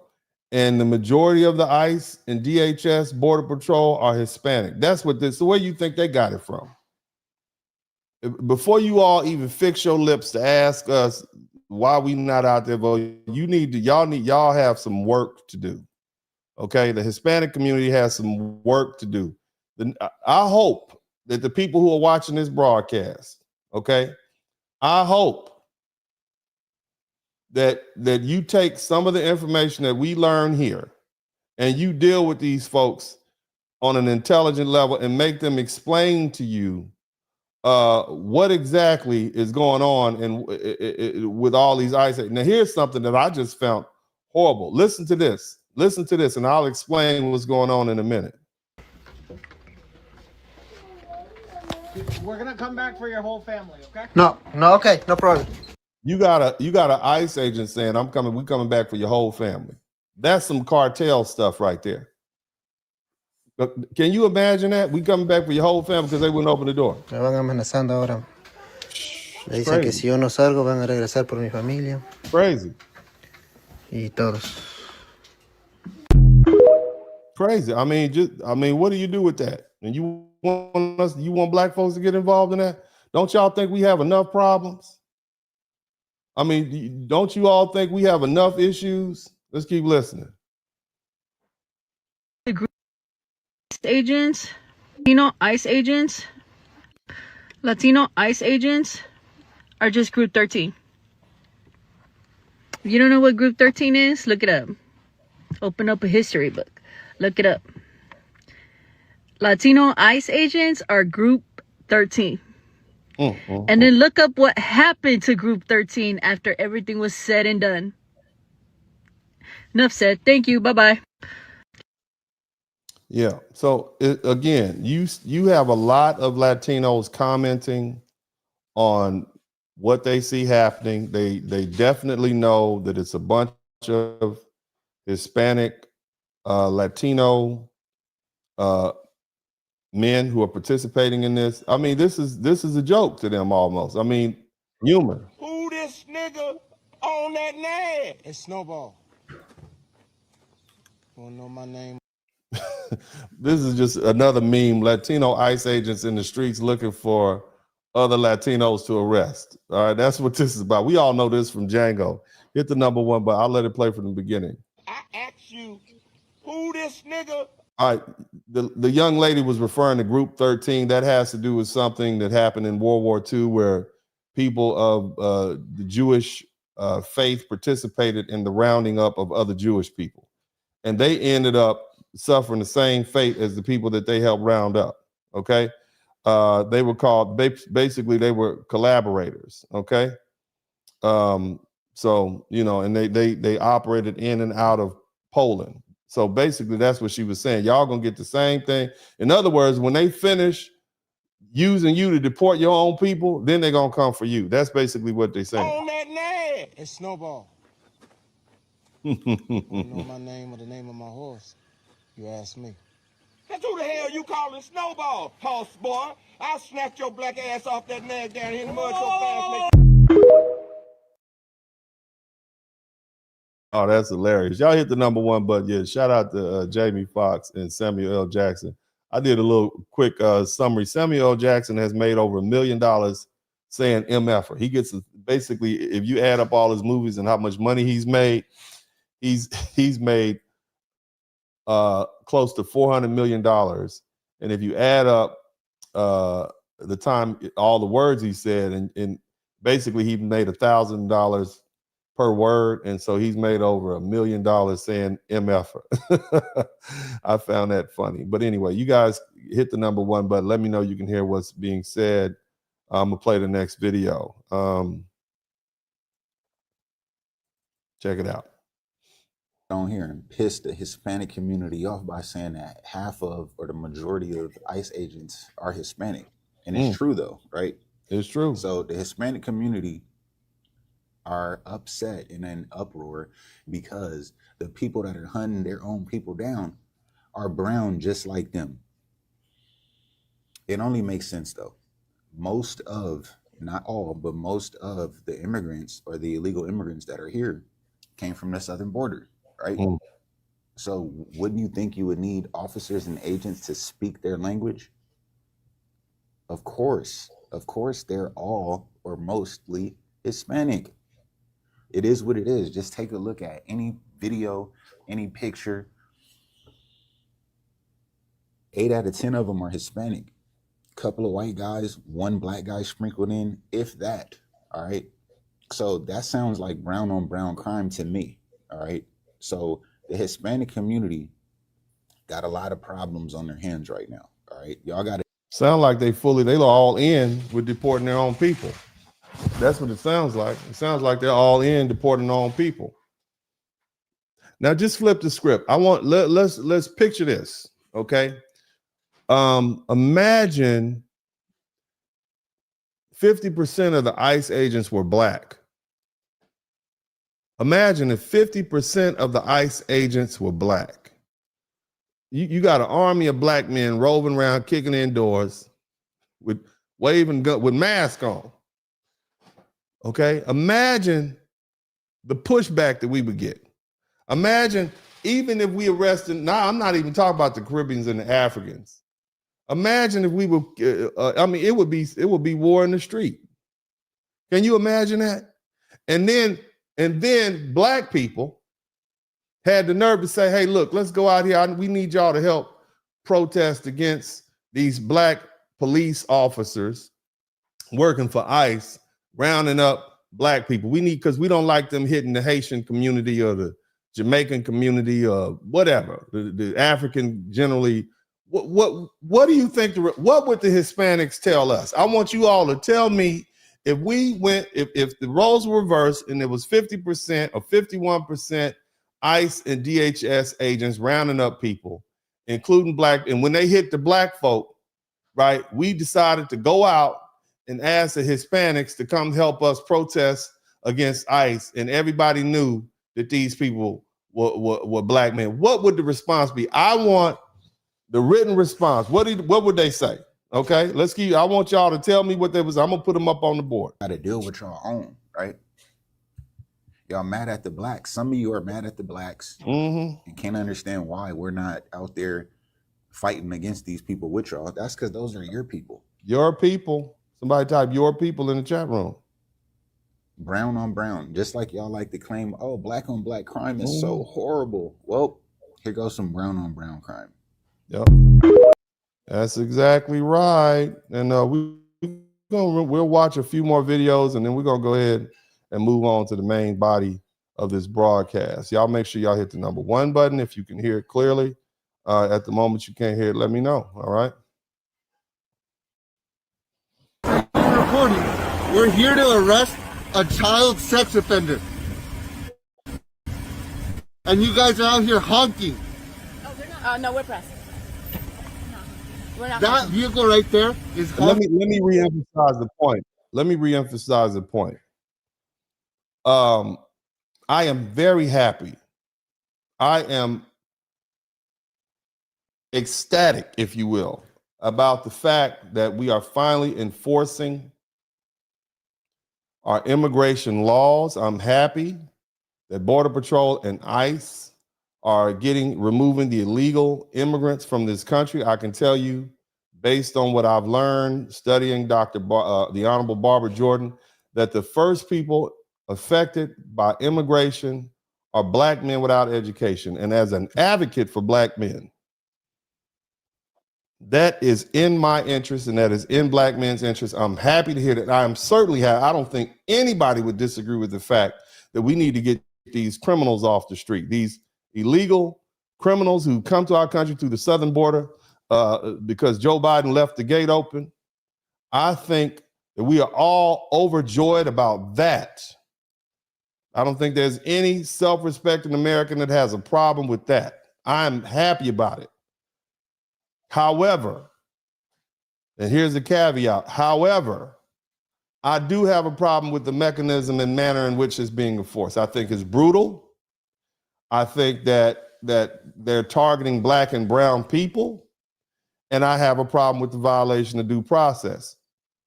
And that's just on the fact that, hey, I'm an American and we fought for these laws and rights, especially Black people, and I'll be damned if I sit up and abandon them just for the purposes of convenience. I don't take pleasure in seeing people getting beat up. I don't take pleasure in seeing families getting torn apart. Do you know the history of Black people in the United States? Do you know how many of our families were taken and sold at slave auctions? They had a day designated January 1st of every year. It was a day that Black mothers dreaded. It was a day that Black families dreaded. That's the day they would take your family member and sell them. That's the day the slave catchers and the slave auctioneers and the slave traders would come by the plantations and pick the different slaves. Every year, it was a day of dread. So no, it is in our bones not to like to see people separated. It is genetic trauma passed down generation to generation. We don't want to see that. And that's why you don't have a whole bunch of Black men and women out there. We want that $50,000. Who want $50,000? We want that $50,000 ICE money. But you don't see Black people calling. You only have 1.65% of the total ICE agents, which is, and you got to combine them. That's about 300 Black agents. Out of 40,000, you got about 300 Black folk. We don't have nothing to do with that. That's blood business. We don't want to have anything to do with that.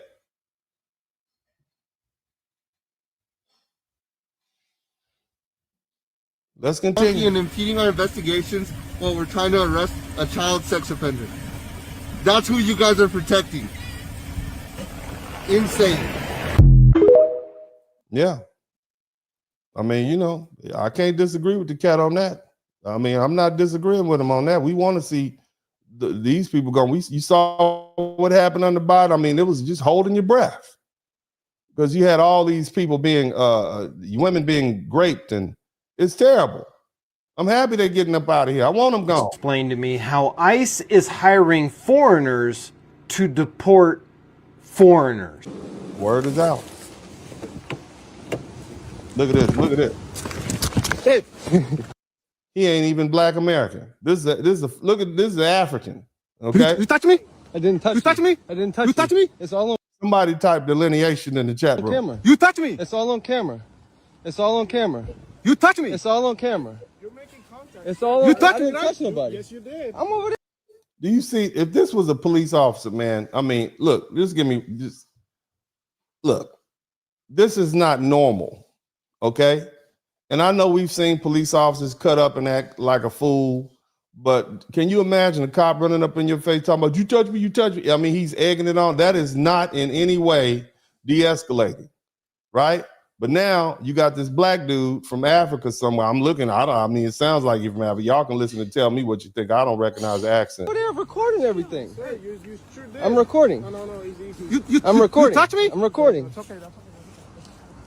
I'll put you on ground right now. Get his ass under control. That's what you do. He need to be put back to work with them old Nikes on. Cut it and show to her. I will. Cut the video and show to her. I will. Show to her. I will. Cut the video and show to her. I will. With the Raider beanie on. He got the Raider beanie, the throwback LA Raider beanie on. Look at that. So you don't even have a whole bunch of black Americans taking these jobs, apparently. Let's keep listening. Go to work. Good boy. Now, maybe it's possible this guy's a naturalized citizen or something like that, but I guarantee you that accent, he wasn't born here. Nah. Let's keep listening. I mean, let me know when you all are convinced of what I'm saying. Okay, let me know when I prove the point. I hope at some point you all will see. Check this out. ICE just killed somebody again. Just so you know, right? This is I what they're bet doing. you it was dude. ICE just killed somebody again on. This is what they're doing. This is what they're out there doing. Okay, this was going on. 2 people in 1 month, white people in 1 month. Nicolette okay? and 26. So just as a reminder, this is what our American tax dollars are paying. This is the police the largest police force in America right now is ICE, and this is what they're out here doing. Unaliving Americans. Brown and everything that are in ICE. Get your butt in the car, Beaner. As if we don't have our nopal in the frente. How are you going to go against your own people like that, for real? How are you going to go against your own people like that? How are you going to go against your own people like that? Somebody type sellout. Are y'all convinced that they're sellouts yet? Huh? Are you convinced? Because see, mad at the over here por deportation, Jew. They're mad at the title, right? You're mad at the title, but I'm telling this is what the people. I've looked at the video footage. Aquí for come. ¿Y tú para qué chingados me andas tratando de hablar en inglés si luego se te nota la pinche cara de nopal? So this is a dude doing this in Spanish. He basically pointing out the fact that you barely speak English. And you asking me to come with you to get deported? I want you to think about that. Mamón. But anyone that's out there, be careful, stay safe, and shoot, everyone know your rights. Yeah, you got Hispanic federal law enforcement targeting, racially profiling other Hispanics to not just to put them in jail, to literally up them and send them home. Okay. ¿Tienes su identificación? Por la cara que tengo, latino, ¿va? No. ¿Qué es su nombre? Basically saying you're Latino, huh? He said, "Are you a citizen?" He said, you're Latino, aren't you?" Like the mask gonna stop the accent. Ahorita te voy a la identificación. ¿Es su troca? Sí. ¿Es su troca? Claro. Ivan. Sí. Ivan. ¿Es de El Salvador, usted? Aquí está la identificación. ¿Por qué me estás tocando el carro? Te voy a la identificación. Bueno, ya te di el nombre, ya te di. I mean, that's racial appropriation. They snatching him out of his truck just because he's Latino. You see what I mean? Think about that. Rights be down. I mean, you all are basically, this is what we fought against. This is what we've been fighting against. And this is just, I mean, y'all just throw the Constitution out. Just throw the Bill of Rights, the 4th Amendment, 5th Amendment, 14th Amendment. It's done with at this point. It might as well be wet toilet paper in the bottom of a toilet after you done dropped 3 days worth of diarrhea poop in it. That's what the Constitution is worth right now. And here's the cold part about it. You got people who are Latino infringing on the rights of other Latinos. Due process is dead. You understand me? Because we got a foreign-born army that's been naturalized and paid to just violate the rights of their own people. I want y'all to think about that, man. Hit the number one. Aquí está la información, ¿verdad? Okay. Pucha, pero ustedes lo agarran a uno porque somos latinos, man. I wouldn't be surprised if some of these ICE agents get sweated by other ICE agents because of their accents. You understand? As they're just chilling. I'm ICE too. I wonder. Placas. ¿Y cuál es el problema? Si me corriste la placa, ¿sabes? La información ahí, ¿no? Sí, bueno, entonces, ¿por qué me paras? Te pregunté, ¿eres Ivan Bonilla? Dijiste sí.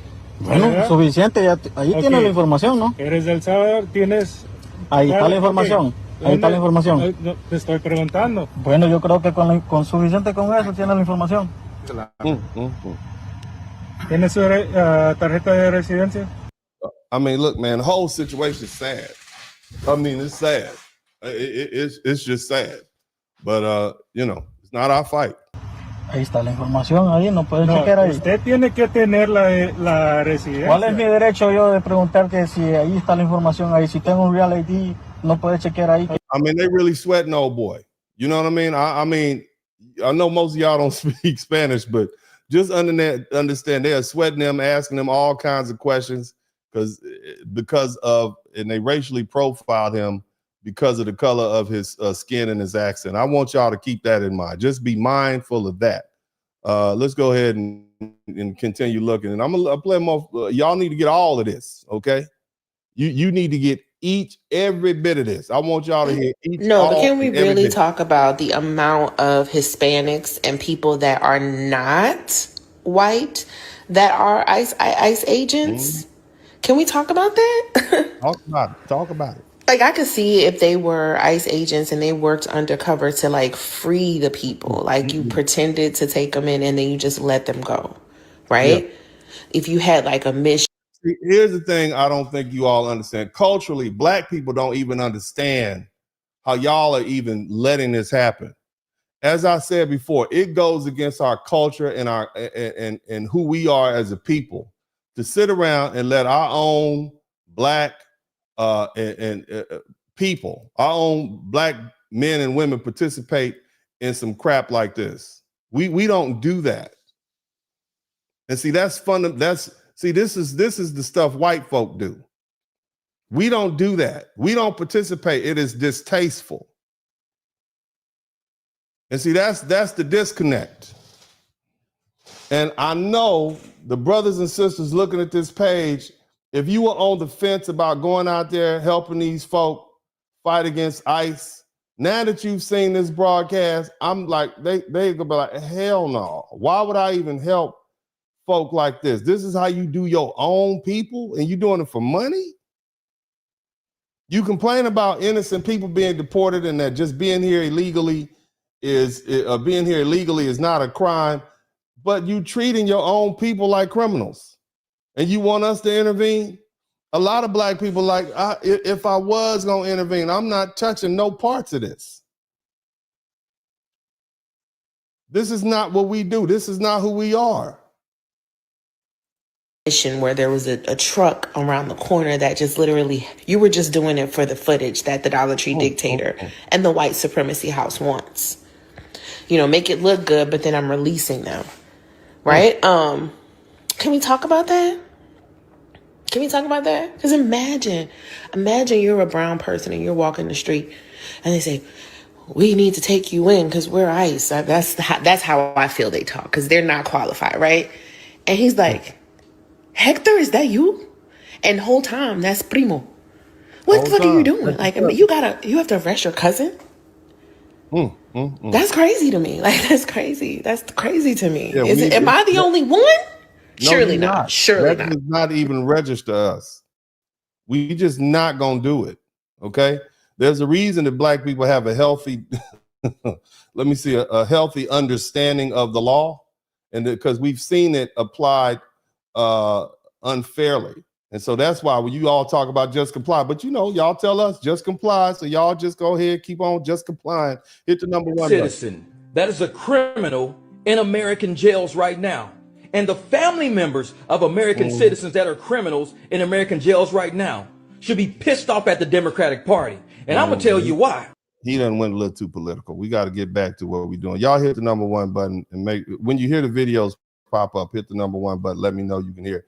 And also make sure that you have subscribed to the channel. I shouldn't have to ask you, subscribing. Percent Hispanic, you know. La mayoría de los agentes de ICE son. This is him saying, I thought it was 51%. He's saying 60%. He has more updated. Shout out to everybody contributing to the super chat. I'm just getting into this, but and that's why I'm not called. But I'm gonna make sure I call out everybody. This lady is a Spanish reporter from the Spanish day, and she's saying she's responding to the fact that 60% of the ICE agents are actually the people doing these atrocities. You know, shout out to all the white folk who put these Hispanic folk up to do. This is great cover for you all. You be like, well, look, most of them are Hispanic. That was the slickest move I've ever seen. But listen to what he says, Donald Trump says, and you can, if you speak Spanish, I'll let it play for a minute. By the way, they're like 60% Hispanic, you know. La mayoría de los agentes de ICE son hispanos. Fue The majority of the ICE are Spanish. lo que dijo este martes el presidente Donald Trump desde la So says President Trump. La Casa Blanca. A la The White House. vez aclamó la labor de la agencia federal y aseguró que alrededor del 60% de los agentes de ICE eran hispanos. Se refirió a ellos como I heard ICE. I don't know the rest. como gente increíble y volvió a jactarse del apoyo que recibió de los latinos I think she said el apoyo is incredible, but I don't know. But keep going. en las elecciones electorales. No hay datos públicos de DHS que confirmen que la mayoría de los agentes de ICE sean hispanos. De hecho, no suelen ser públicas por razones de seguridad. Sin embargo, históricamente, las nacionalidades I don't know. I'm good. I heard pollo loco. I don't know, but you heard what Trump said. Okay, we know what Donald Trump said. That's okay. I'm gonna have to slow that down and use my chat GPT to understand. But she was going off. Okay, I heard the most important part that Donald Trump said that 60% of these people sending these other people home are their own people. Okay, that's the thing. All right. Let's check some more out. Hit the number 1 button. Remind you of a really unpleasant fact about the Holocaust, and that's that there were a lot of Jewish collaborators within the Nazi Party. Collaborator. Willing Somebody type collaborators in the chat room. collaborators, okay? There were a lot of Jewish people who fully supported the Nazi Party's rise to power, okay? And that doesn't magically mean that the Holocaust wasn't about targeting Jewish people. Mm-hmm. It doesn't mean that the Nazi Party wasn't specifically targeting Jewish people. Yes. It means that it is possible for people to exist within a targeted demographic and act in support of their oppressors and choose to support their oppressors. And justifying it. It's some of y'all right now. Some of these Hispanic people are justifying this right now. Some of y'all are justifying it right now in the chat room. You mad at me. You justifying what's happening. It's just a job, you know. You collaborators. I'm just saying, if you don't like what's going on, I don't like the way it's being enforced. I do believe in sending people home. I think the violation of due process and targeting these brown people and black people, I don't agree with that. Send everybody home. Send all of them home. Send the Ukrainians back to Ukraine. Make sure them Canadians get their ass back to Montreal. Send them all home. Don't just focus on the Mexicans and the black people and the Caribbeans and the Africans and the El Salvador. Send all of them home. I want all of them gone. Let me say that again. I want each and every one of them out of here. Every last one of them. If you overstay your visa, gone. Been here too long, gone. Got a fraudulent marriage, gone. Somebody type gone in the chat room. Let's keep listening. Gone. This doesn't mean that Latino people aren't being specifically targeted right now. Mm-hmm. There are other races and demographics being targeted right now by ICE, but they're predominantly a Latino. Yeah, I mean, I'm not the only one saying that. Is this the first time y'all learned about this? If this is the first time you all learned about this, let me type learn something in the chat room. If this is the first time you all learned about this, type learn something in the chat room. Let me know that you know, okay? Let me know that you know. All right, hit the number 1 button. Was a 37-year-old ICU registered nurse who was executed and murdered today by ICE in Minneapolis. 66% of ICE agents are men, 30% of ICE agents are Latino, 50% of Border Patrol is Latino, making it a very close statistic to their white peers. What that statistic means is for every single white ICE agent, there is 1 Latino. For every single black ICE agent, there are 2 Latinos. For every single Asian ICE agent, there are 4 Latinos. These statistics were directly taken from the Department of Homeland Security. This is not biased. This is just aiding to my point. And the reason why I brought up those statistics is because the people that are ICE agents right now are not doing it because they genuinely support immigration or they look like they support it to me. At least they want that check. Want to deport people all the fucking time. It is because the government is weaponizing unemployment against us. People cannot find jobs. The economy. I'm gonna go ahead and let Optimus Prime go on back to what he was doing, but you guys get the point. Okay, you get the point. Hit the number 1 button. We're gonna go through some more, and we're gonna get to work. We're gonna go through some more, and we're gonna get some work. Again, I want all the Latinos. I want you to understand that we understand your racism. Okay, we listen to that. We know you. What Let me else? remind you of your racism. Go ahead though. I'm listening to you, bro. All that clown and shit you was saying. Fucking man. Why are you trying to listen to me though? You fucking mayate. We got racial Spanish, Spanish speaking racial epithets. Mayate. Oh, okay. That sounds like some kind of something out of order with some guacamole on Cinco de Mayo. But let's go ahead. Let's give me some of that mayate with some guacamole on it. I don't know what the hell you said. That's just how irrelevant you are. Your damn racial epithets don't even matter. Okay, but let's what do that mean, bro? Explain to my chat what do that mean? A mayate. A mayate. What is that? Like, a mayate, bro, is like a light skin. You know what I mean? Light skin, beautiful, pretty. That's what a mayate is, bro. Light skin, beautiful, pretty. You is calling me that, nigga? Hell yeah, mayate. You don't think you're pretty? Oh, yes, bro. And so these are the people y'all want us to unify with. We're supposed to go out here and put our lives on the line for this group of people that refers to us as mayates, which is, I'm assuming, equivalent to some racial epithet that I don't really care about because, But I mean, these are the people that you all want us to go out here. Black people, all the black people, come on to the front of the room. They want us mayates and us negritos and us Negroes to come risk our life, okay, and stop the ICE agents, who the majority, ICE and DHS, from sending them home, their own people. This is what they want us to do. I want y'all to keep that in mind. Let's keep listening. Go ahead, yo, teach me something else. Whatever little racist shit y'all be saying, bro. Hey, you don't think you're pretty? What's the other racist shit y'all be saying? That shit just mayate, negro, moño. Fuck yeah. You ever been with a black girl before, bro? Hell no, I don't like to play in the mud. I don't like. They don't want you. All the black women, baby. He said he don't like to play in the mud. This is who you go on the bat for. This is who you go on the bat for. I'm just saying. I'm just asking. I'm here to ask questions. I'm just asking questions. This is who you. He said he don't want to play in the mud. I mean, I didn't say it. I didn't say dick ass nigga. You got a 4-inch dick. Hey, I like to play in the mud. You know why? They don't want you got a 4-inch dick. He said it twice because I don't think he thought y'all heard him the first time. Where all the black women at? All you ladies out there. I'm trying to understand. This is who we supposed to be compassionate for. Huh? Dick, bro. Hey, that's why. I'm just saying. Okay, and yeah, maybe he's a young, ignorant youth. All right, but he got it from somewhere because racism is learned, right? Let's let them finish. This is a two-parter. My fucking house, huh? You don't got a house. Low wage. Yeah. Your ass look like you live in section. And a 6-can of beer, nigga, a 6-pack. He said a 6-pack. Fuck you, Home Depot working ass nigga. Go stand in front of Home Depot.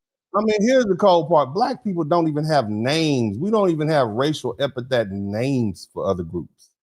I've learned that the Samoans have a racial epithet for black people. We know white people got plenty of racial epithets. Hell, they got racial epithets for each other. If you get enough white people from different parts of Europe in the same room, I mean, they will call each other all sorts of one-syllable derogatory names. I mean, if you put an Italian, a Jew, an Irish, you put them all in the same room. A Polish person in the same room, I mean, they will let them fly.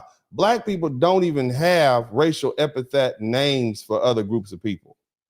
We don't invent them. It's not part of our language. We don't even have those names. I want y'all to think about, and I'm talking about foundational Black Americans, because see, them Africans are not like us.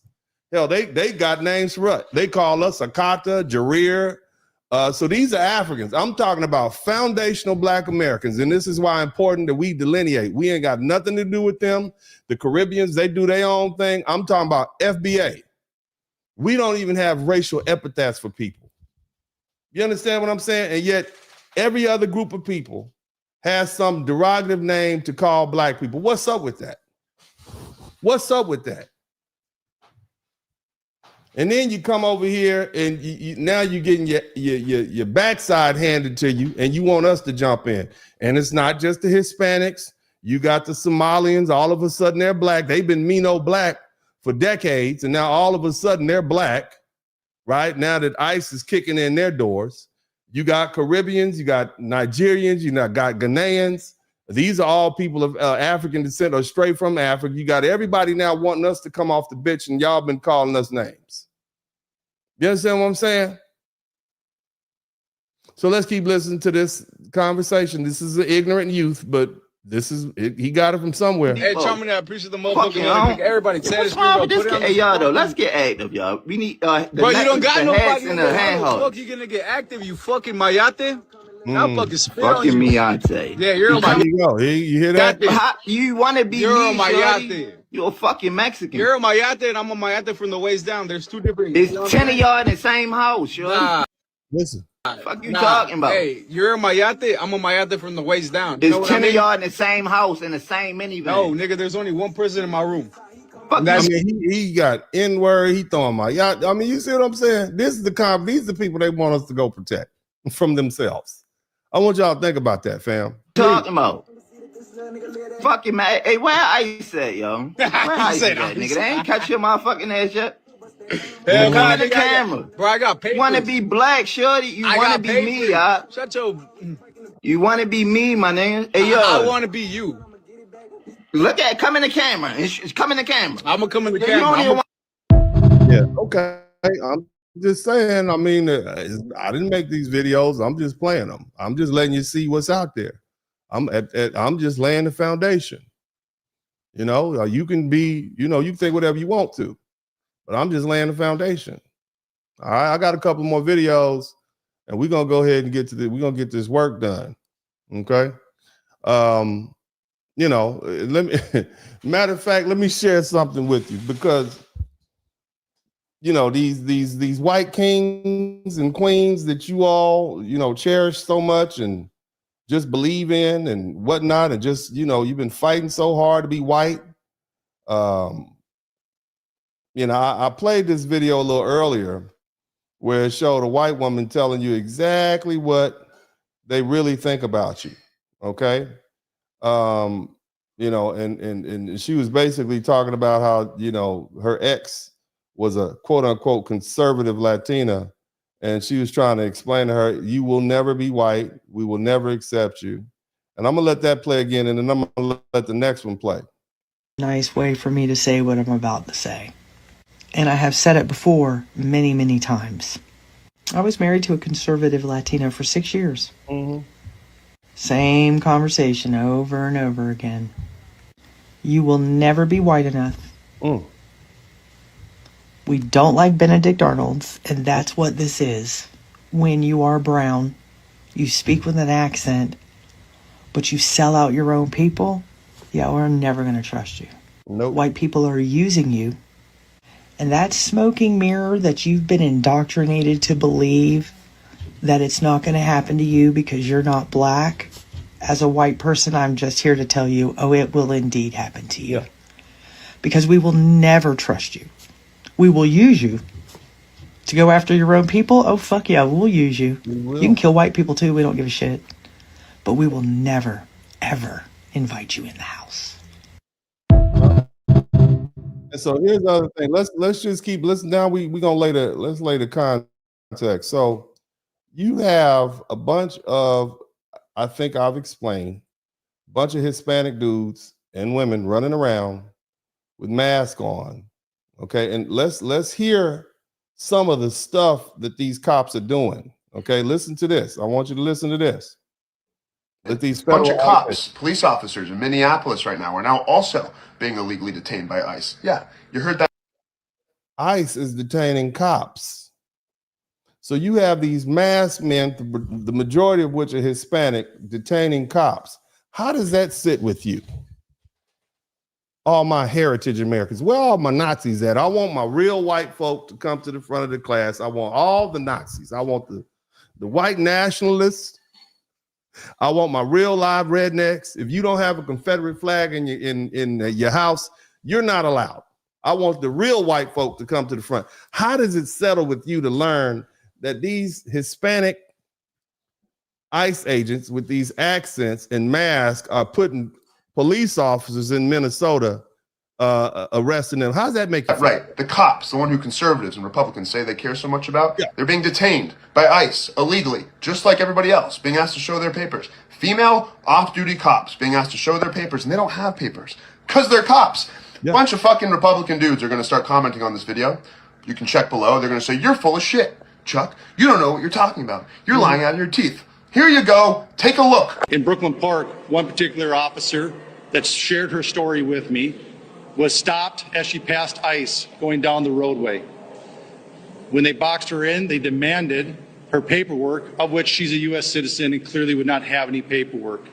When she became concerned about the rhetoric and the way she was being treated, she pulled out her phone. In an attempt to record the incident, the phone was knocked out of her hands. They did this to a cop in her city. Prevented her from recording it. So what now? Do you still back the blue, brother? Does this fit your fucking narrative? I don't think so, because you're full of shit and you don't stand for it. Yeah, well, I'm gonna let that's some white people stuff. They mad at each other. They ain't got nothing to do with it. But see, they didn't let the rest of it finish. I want you to understand what else really happened. Hit the number 1 button if you can hear it clearly. Officer that shared her story with me was stopped as she passed ICE going down the roadway. When they boxed her in, they demanded her paperwork, of which she's a U.S. citizen and clearly would not have any paperwork. When she became concerned about the rhetoric and the way she was being treated, she pulled out her phone. In an attempt to record the incident, the phone was knocked out of her hands, preventing her from recording it. The officer had their guns drawn during this interaction. So the ICE officers have now drawn down on the police officers. This is lawlessness. I mean, are you kidding me? And come to find out 40% of them are Hispanic. And I mean, I want y'all to think about that. How is this going to hit with a certain crowd? What is a certain crowd? Somebody type hillbilly. What is a certain crowd going to think about this? Somebody type Jeb in the chat room. What is Jeb going to think about this? Huh? Hit the number 1 button. And after the officer became so concerned, they were forced to identify themselves as a Brooklyn Park police officer in hopes of slowing the incident and de-escalating the incident down. The agents then immediately left after hearing this, making no other comments, no other apologies, just got in their vehicles and left. I wish I could tell you that this was an isolated incident. In fact, many of the chiefs standing behind me have similar incidents with their off-duty officers. This isn't just important because it happened to off-duty police officers, but what it did do is we know that our officers know what the Constitution is, they know what right and wrong is, and they know when people are being targeted, and that's what they were. Really? So, I'm gonna tell you what because we don't have any real white people in the chat room, so I'm gonna let y'all hear what some real white people said. I'm gonna let you hear what they said when presented with this idea in theory. Okay, somebody type patriot in the chat room. Listen up, right? Somebody type patriot? I'm not talking about the team that plays in Massachusetts. These people who are wearing the uniform now, you think they're patriots? I don't think so, especially those ICE agents. That's what I'm talking about. Yeah. Well, no, they're terrorists. They're traitors. They can't be patriots if they're constantly violating people's First Amendments and their Fourth Amendments. Yes, it's against that. It's already bad enough they're violating people's First Amendments and Fourth Amendments. Okay, right? They can't be patriots. So we're already dealing with traitors. Did I tell y'all earlier how Americans feel about traitors? All Americans. White Americans, Black Americans, those who've been here for centuries, is part of our ethos. I'm not talking about you folks who just got here. I'm not talking about you just showed up. Your parents just got you only 3 generations in. I'm talking about those of us who can trace our heritage back to 1700. We do not like traitors. We do not like traitors. Listen to what these gentlemen have to say. It's against the Constitution to identify people without reasonable articulable suspicion. Due process. You can't just identify somebody based on the color of their skin. That's completely against the 4th Amendment. Or that they have an accent. Or if they have an accent. Exactly. Or if they have an accent. Listen. Yeah. I do not agree with that 100%. Thank you, guys. Thank you for your service. I appreciate. You hear what he said? If they have an accent, you understand? Y'all missed that. That was hilarious the way he threw that in there. But anyway, fam, I got a couple of things that I want to share with you guys. Because again, I have to take into account that maybe they were never introduced to this information. Maybe they don't understand what Black Americans have had to deal with. Maybe that's it. All right. And then I came across this video right here. Shout out to Abuela. All right, shout out to Abuela. I want you to listen to what this lovely. Todo el museo del africano. She speaks Spanish, but she is dropping some real knowledge on her grandson. She's 92 years old. She's an abuela, and she's giving her thoughts on racism in America. I want you to listen and read what she says at the bottom. Pero te gustó el museo del africano americano. Like, did you like that museum, the African American Museum? Okay, that's what she's saying. Sí, mucho. Yeah. ¿Qué tenía? Bueno, es muy grande, tiene muchas cosas. En la parte de abajo tiene toda la historia del esclavismo, de cómo fue la etapa esclavista, que luego ellos llaman la etapa de segregación, que es hasta los años 60, ¿no? Y luego la etapa en que se va mejorando un poco. Pero la verdad que después de tantos años que se eliminó la esclavitud. She's describing her experience in the slave museum, and she said, when I went to the bottom of the slave museum, it had a very extensive history on slavery. You know, that's what she's saying. Los negros siguen sufriendo en este país. Como, and the Black people are still suffering in America. This is what she's telling us. So it's not like folk don't know. It's not like they choose to be racist, because their people know what's really going on. You ¿Te understand? acuerdas la película que vimos? Del abogado negro salido de Harvard, que lo mandaron a Alabama. Alabama, ¿te acuerdas? Como ahí los únicos que eran culpables eran los negros. Y no, como decía uno, nací para ser culpable. Nací para ser culpable. I was born to be, ¿cómo se dice culpable? At fault. In other words, she said Black Americans are born to be culpable, born to be at fault. This is her perception of life for Black people in America. Your mere existence cause for you to be, you know, harassed or arrested by the police. This is what Abuela is saying. Shout out to Abuela. Thank you. So let's keep like you're guilty. Yeah. I was born, since I was born, somebody type born guilty in the chat room. It was like that. Yes, it's horrible. Y nunca cambia. No. El problema nunca cambia para los negros. Bueno, hay de todo. Hay gente blanca que es buena, ¿no? Pero, for instance, all the people who work there at that museum. You see, you just flipped into the Spanish. Don't do that. You go back to Spanish. You go back to, don't you be flipping from English to Spanish, Abuela. But let's keep listening. Go ahead. They are all. Shout out to Jane the Virgin. I learned a lot of Spanish watching Jane the Virgin. I really did. And, you know, Ciamato, I hated Ciamato, but that's another story. Let's black.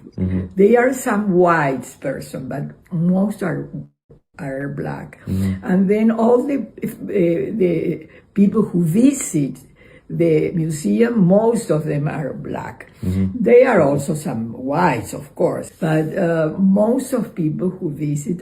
They are also so wise. You hear what she said? Most of the Black people in the museum are wise, and the people who visit the museum are wise because we know our history, and we are a group of people who are very in tune. The problem that most of you all have is that you run across the Black people who are the lowest most impoverished. Because when you get to this country, you end up living in the ghettos with them. And so that's your perception of black people. We don't really associate with them, but you do. And so that's your perception. And for whatever reason, the ghetto black people have gotten the microphone, and they've been holding on to the microphone since the 1990s when hip hop took over. But we've taken that back. All right. But anyway, let's keep listening. Are black. Yeah. And so, mira, tienen en la parte de abajo estas etapas de lo que pasó con los negros desde los años 1400. We went all the way back to the 1500s, 1400s. Porque lo de la esclavitud empezó como una cosa ya más desde el año 1500. Entonces, hasta el año 1870 con Lincoln. Yeah. But you know that Lincoln, they said there that he was a person who eliminated the president. She's trying to explain to him about Lincoln and the Emancipation Proclamation. This lady's 92 years old. She's about 100 years old. And who eliminated slavery. Being this lucid and knowledgeable. That's beautiful. I appreciate that. You know that. Sí, claro. But you know that he was not sure what to do, you know, because he said that maybe the best would be that when they get free, they go back to Africa. Yeah. Qué horror. Qué horror. Yeah. So, I mean, I just want you to think about that, man. So it's not like these youth don't have anybody who can't teach the history. They just choose otherwise. Okay. And that being the case, this is their history in this country. I want you to listen to this. Hit the number 1 button. Know this story, but for the rest of us, let me put you on to something that this country never wanted us to know. There was a decade in Texas where Mexican Americans were hunted, not secretly, not by fringe groups. I'm talking Texas Rangers, sheriffs, and white vigilantes, killing people with badges pinned to their chests like permission slips. And this period has a name: La Matanza, the massacre. The massacre between 1910 and 1920. All right. Does that sound familiar? Y'all remember the summer of 1990? White folk was in a rampage. Okay. Hit the number 1 button. To 1920. And the only reason you didn't learn about it in school is because Texas made sure you never did. So how did this all start? Let me tell you. Texas was in a panic. The Mexican Revolution was happening right across the border. And white ranchers were afraid that the land that they had stolen might not stay stolen. So the state did what America always does when it wants to justify violence. It manufactured a threat. Mexicans are dangerous. Mexicans are bandits. Mexicans are rebels. Mexicans are spies. And once you label an entire group as a threat, you've already written the permission slip for violence. That's when the killings began. Door-to-door raids, kidnappings, interrogations. I want you Mexican folk and Latinos to understand that they don't like you all as much as they don't like us. You know, there's a difference between how we're dealt with and how you all are dealt with, because we have a better understanding of them than you all do. You all still think you can cozy up next to these white folk. You all think it's safety being next to white folk, and we've long since learned that is the least safe place to be. Hit the number 1 button. Shootings without trial. Some people were murdered crossing the wrong patch of road. Some were murdered just for being Mexican in the wrong town. Texas called it law and order, but history calls it what it was: state-sanctioned terror. Entire communities lived in fear of men on horseback wearing ranger badges. No warrants, no trials, no accountability. Historians confirm that hundreds of Mexican Americans were killed. And the real... She's talking about Mexican Americans. She's saying 1910 to 1920, they were killing American citizens of Mexican descent. That's what this lady is. That's La Manzanda.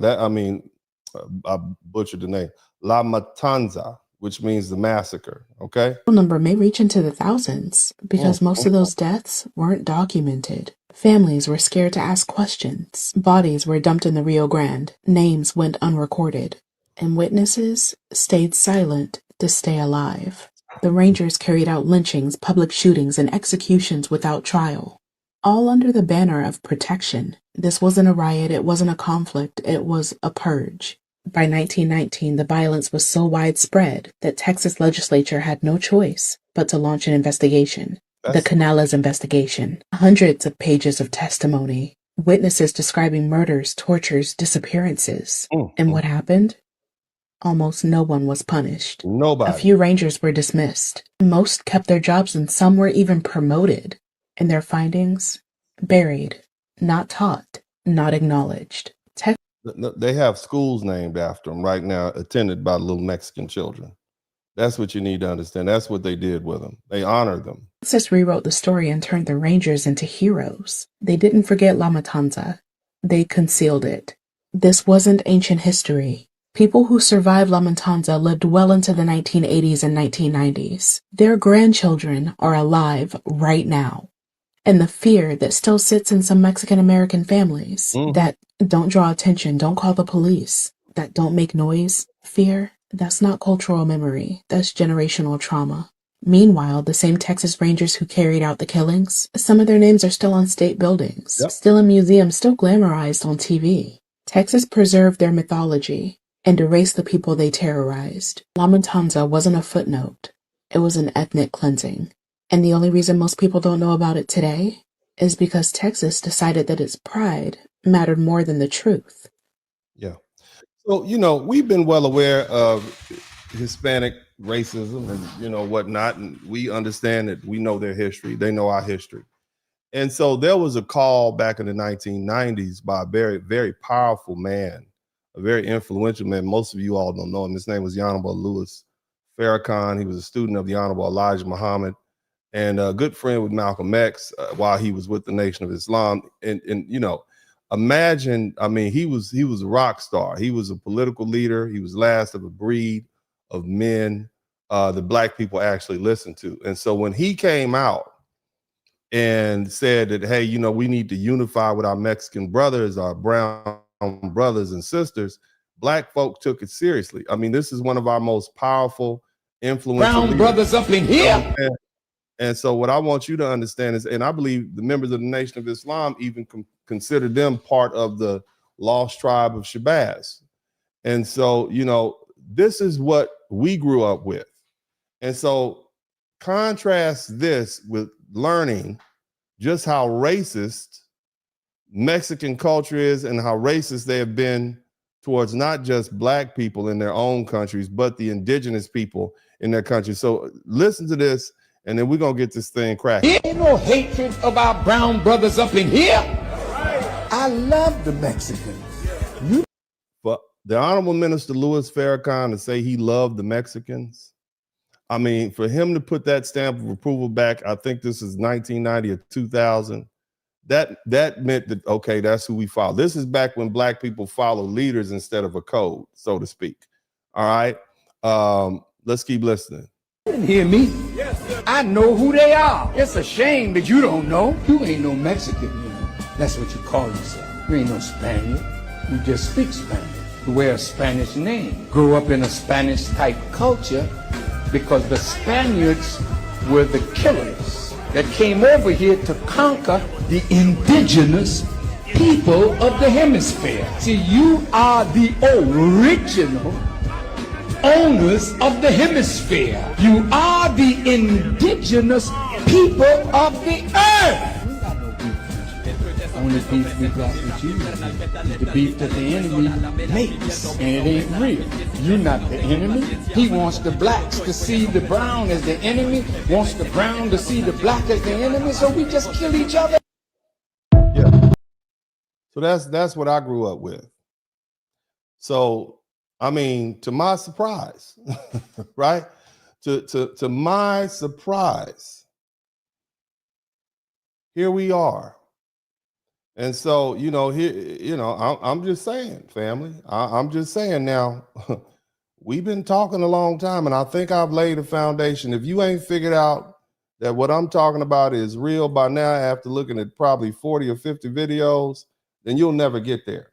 But at this point, we need to start the lesson, because I don't want to have you all here all night, and we have a lot of material that we need to cover, and I'm sure this is going to be chopped up. All right, now, look, these are the receipts. All right, and I got one more receipt for you all. Actually, I want you all to check this receipt out. This is not video. Look at that. I got this just for you all. I have this. I blew it up. I want everybody to see. Okay, this is going to be a presentation. This is old school presentation. Look at that. Do you see that? Can everybody read that right there? That's one more receipt. Okay. Okay. And this is the part of the Mexican American political leadership and history that folk don't want to talk about. Okay. And they literally openly chose whiteness over solidarity with Black Americans in the mid 1900s. So in 1950, during the height of the Civil Rights Movement. All right, and this is an example. This man's name is Felix Terena. He served as the president of LULAC.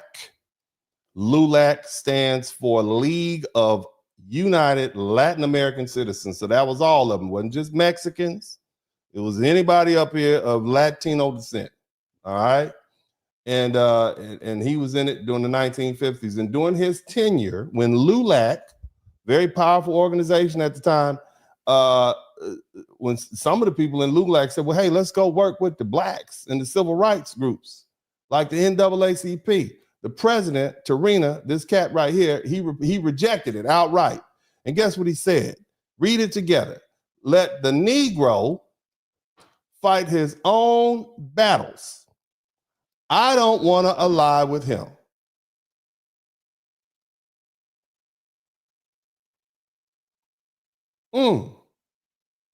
So at this crucial time in American history, Mexican American leaders, one of the most powerful Mexican leaders, chose to distance himself from Black freedom fighters rather than build cross-racial coalitions. And at the same time, the Mexican leaders were distancing themselves, our leaders were openly noticing what was going on with them. And so during the 1950s and 1960s, you had people in the NAACP, people who were part of the Black News Press and civil rights organization. They repeatedly pointed out that Mexican American advocacy groups were not fighting the same battle. You see, while Black Americans were demanding equal rights under the Constitution, like voting rights and the end of segregation, Mexican American or people in LULAC, they were focused on trying to get reclassified as white.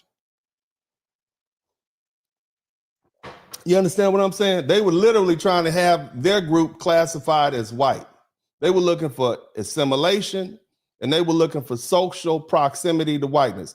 There's a Black newspaper called the Chicago Defender, and there was another one called the Pittsburgh Courier. They ran the commentary noting that Mexican American organizations, they wanted to be included. They wanted to be, instead of being in solidarity with Black people, they want to be included with white people. You see what I'm saying? And look, and this is why, the idea that we could be unified, the message was clear to Black Americans, right? While we're fighting to dismantle this racial caste system, you had Mexican American leadership who were trying to move up and get within it. They wanted to be white. And so that historical divergence, it explains why the distrust formed very early and why these appeals for Black and brown unity failed. And the record shows that at a crucial moment in American civil rights history, the Latinos rejected cooperation with Black America.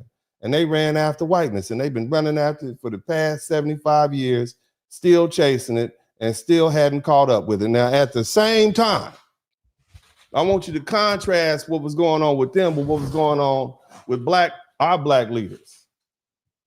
You understand? And how they lived and how they died. Brother Malcolm X was assassinated on February 21st, 1965, inside the Audubon Ballroom in New York City. Shot repeatedly. They opened his chest up with a shotgun at close range in front of his wife and children on a podium. He was speaking publicly on behalf of Black people and advocating for Black self-determination. He was struck by multiple gunmen firing dozens of shots. hit his body. He died right there. Then Brother Martin Luther King. Keep in mind, at the same time these people are trying to be white, this is what our leaders are doing. That's what their powerful leaders were doing. This is what our leaders were doing. Brother Dr. Martin Luther King, unalived, April 4th, 1968, Memphis, Tennessee, shot with a rifle while standing on the balcony at the Lorraine Motel. Bullet entered through his jaw, severed his spinal cord. You understand? He was trying to organize against racial injustice and economic exploitation. That's what our leaders were doing. Medgar Evers, gunned down on June 12, 1963 in Jackson, Mississippi, shot in the back with a high-powered rifle in his own driveway. As he stepped out of his car, all he was doing was registering black people to vote, challenging white supremacy and bigotry and racism.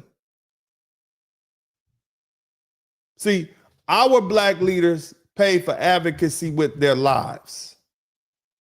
You understand? While they were over there saying, oh no, we don't want to join with the Mayates, with the Negroes, this is what our people were doing. And here's the cold part about it. Malcolm, Martin, and Megan wasn't just it. In 1969, Fred Hampton was only 21 years old. He was the chairman of the Illinois Black Panther Party for self-defense. The man was shot and killed in his bed by the Chicago police. The sun hadn't even come up. He was sitting next to his woman, laying next to his woman. The Cook County State's Attorney had hooked up with the Chicago police, the FBI, and it was part of this COINTELPRO. They drugged him the night before, likely by an informant. And as he was asleep, the police came in and they dropped 100 rounds in him, in his apartment. You understand me? He was hit multiple times at point blank range. The man died in his sleep, never even knew what happened. You had other black leaders neutralized without bullets. Huey P. Newton, repeatedly arrested, always under surveillance, couldn't move.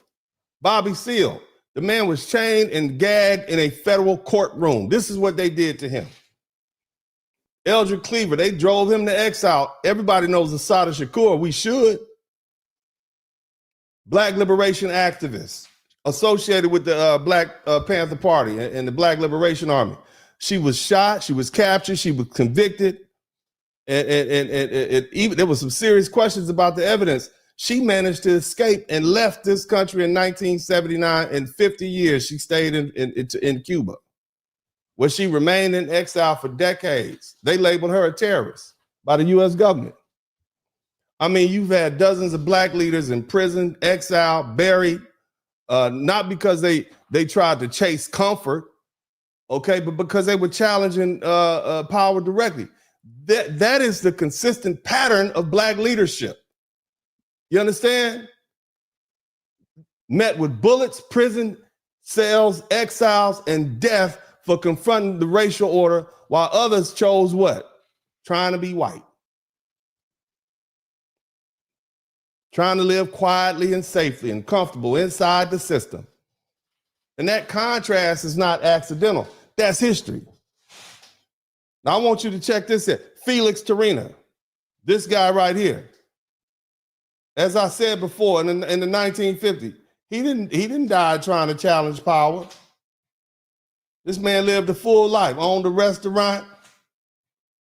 He wasn't trying to challenge and make things right for everybody, because everybody benefited from our struggle. Everybody benefited from the civil rights that our blood shed and our leaders gained. Everybody did. White women, minorities, people from other countries. He wasn't hunted. This guy right here, he wasn't hunted down though. He wasn't shot or silenced. He died at home of heart disease at 60 years old, having made a deliberate choice to align himself with the white power structure and away from black Americans at a moment when unity could have changed history. See, our leaders died with bullets in them. And his generation of leadership died with comfort, and that contrast mattered. See, while black leaders faced bullets from confronting the racial caste system, these Mexican American leaders chose assimilation into and trying to seek legal whiteness rather than collective resistance. And that difference matters. See, one path demanded sacrifice and invited violence and was willing to pay the consequences. The other avoided risk by aligning with the power structure. And history remembers those choices. And it explains why trust was broken, and then that's why it remains fragile right now. Let me say this. That's why Black people don't accept that we are all the same. That's why we take it at face value. The truth is we are not the same. And no matter how much folks push that Black and brown unity, we do not have a collective soul. They are not like us. And see, there's real written record, names, organizations, quotes showing how the Latino power structure didn't stay neutral. They made a choice to distance themselves from Black struggle, Black protests, to protect their own position. And when you stack that kind of history next to the modern examples of anti-Black politics and the targeting and the racial disrespect, it's not paranoia, family. It's pattern recognition. So instead of talking to Black people, you need to talk to Latino men who work for ICE. Okay? Latino men need to check Latino men because let's be real. The people doing the arresting are coming from your own communities. ICE isn't some ghost or mystery force. It's mostly Latino men putting on masks, pulling up to houses, grabbing other Latinos, breaking up families, and then acting surprised when the campaign comes back around. That's not a Black problem. That's a sellout problem. And let me explain something real clear. In Black American culture, we have never played nice with sellouts. We don't celebrate them. We don't protect them. We don't make excuses for them. And when somebody works against Black people, we call it out loud. We shame it. And we talk about it, and we talk about it bad. And we make sure everybody knows. And that's how we keep people in line. That's how we stay on code. That's how we survive. That's how we have survived. And sellouts don't get peace in our Black community. And they never have, and they never will. Now, let me ask you something. And if you really think about it, can you imagine if back when Black people were fighting to end slavery, 50% of the Black men joined the Confederate Army? That would be an unforgivable sin. Or what about, imagine if half the slave catchers and the paddy wagons were Black? We saw that movie Harriet a couple years back. We still mad at the Black actor who played the slave catcher. You understand? And that was just fiction, reflecting history. But we would never stop talking about it. Ever. It would be a stain that followed them forever and their families. There's no way Black people would let that slide back then or now. Even today, if 50% of the ICE agents were Black, we would be nonstop. We would be on their head. We wouldn't be asking for help. We wouldn't be confused about what need to be done. We'd be saying, those are some sellouts. And we'd be calling them a whole lot worse than that. That's a problem inside our house, and we would deal with it loudly, publicly, and without excuses. So when we look over and see Latino men making up a huge part of ICE, running around in masks, arresting other Latinos and Hispanics, breaking up families, and then turning around asking Black people to protest for them, hell no. Hell no. That is not how this works. Before you come talk to us, you need to deal with your own sellouts. That's an inside problem. That's a house problem.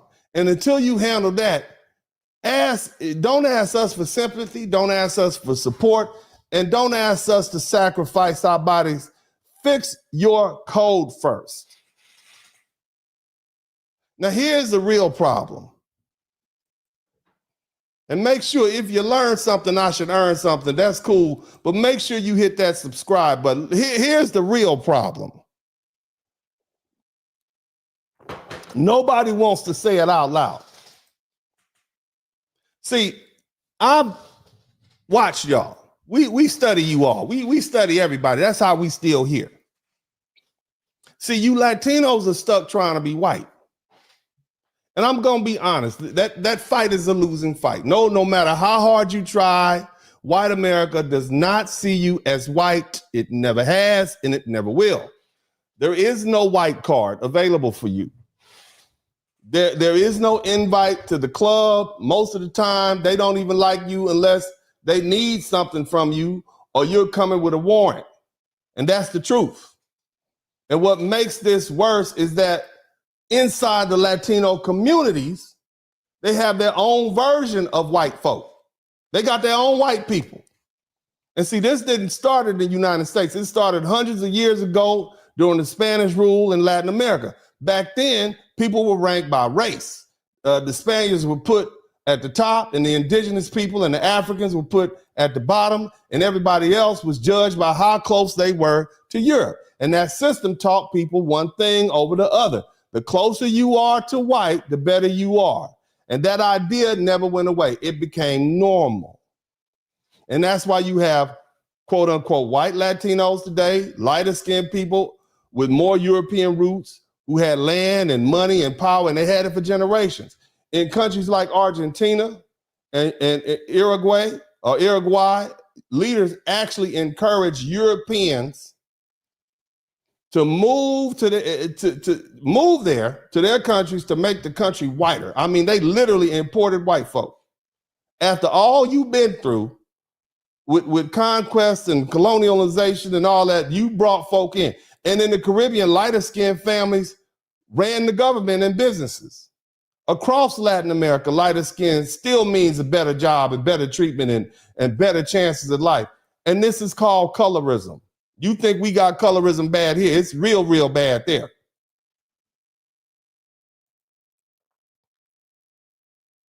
It's super bad. And to the American system, it doesn't matter. You understand? Or let me say it like this. Y'all come up here from Mexico. They come here from the Dominican Republic. They come here from all them places where they have that colorism. It works just like racism. That's why a lot of these people say, we don't have racism. You got something. And when they come up here to the United States, all those old labels disappear. See, Mexican, Salvadorian, Dominican, Colombian. Because see, to the American system, I mean, you might think you're different, but to the American system up here in the USA, these white folk we got, you're just a Mexican. All of y'all are Mexican. That's how they feel. Even white Latinos, they learn this first. Accent, last name, skin color, they're gonna keep you outside. You heard what the white woman said. And that causes a lot of confusion about who you are and where you belong, I'm sure. You thought you were white, and then you came here, you were Mexican. They consider you the same, you look like the same dude that's cutting the grass. And see, that's where the problem shows up. Because see, on one side, you got brown, indigenous Latinos saying, we're oppressed, we're colonized, we need black and brown unity. But on the other side, you got white or almost white Latinos trying to move closer to power. And they distance themselves from black people. They support harsh law and order policies. They repeat anti-black ideas. And both of these things happen at the same time in the same neighborhoods and sometimes in the same families. And so that's why you got LULAC and their leadership saying we don't want to have nothing to do with them black people. And you got members of LULAC who are black as the blackest Negro in America. And see, this is what Black Americans notice. Every time Latino communities get hit hard by racism, brown people come to us talking about unity. But at the moment there's a little power, a little access, a little success, some of you all start acting like you're white, or at least better than us. And then you link up with power and help keep black people down. And that's not confusion, that's a pattern. And see, it gets worse when brown and indigenous Latinos start trying to please white Latinos. They think if they play along, you know, I can marry a light-skinned Latino, they'll get ahead. So when they finally get a little small step up, they turn around and start pushing down on black people in America too. And that's not unity. That's survival in a system built on rank. And let me be clear, that is not a black problem.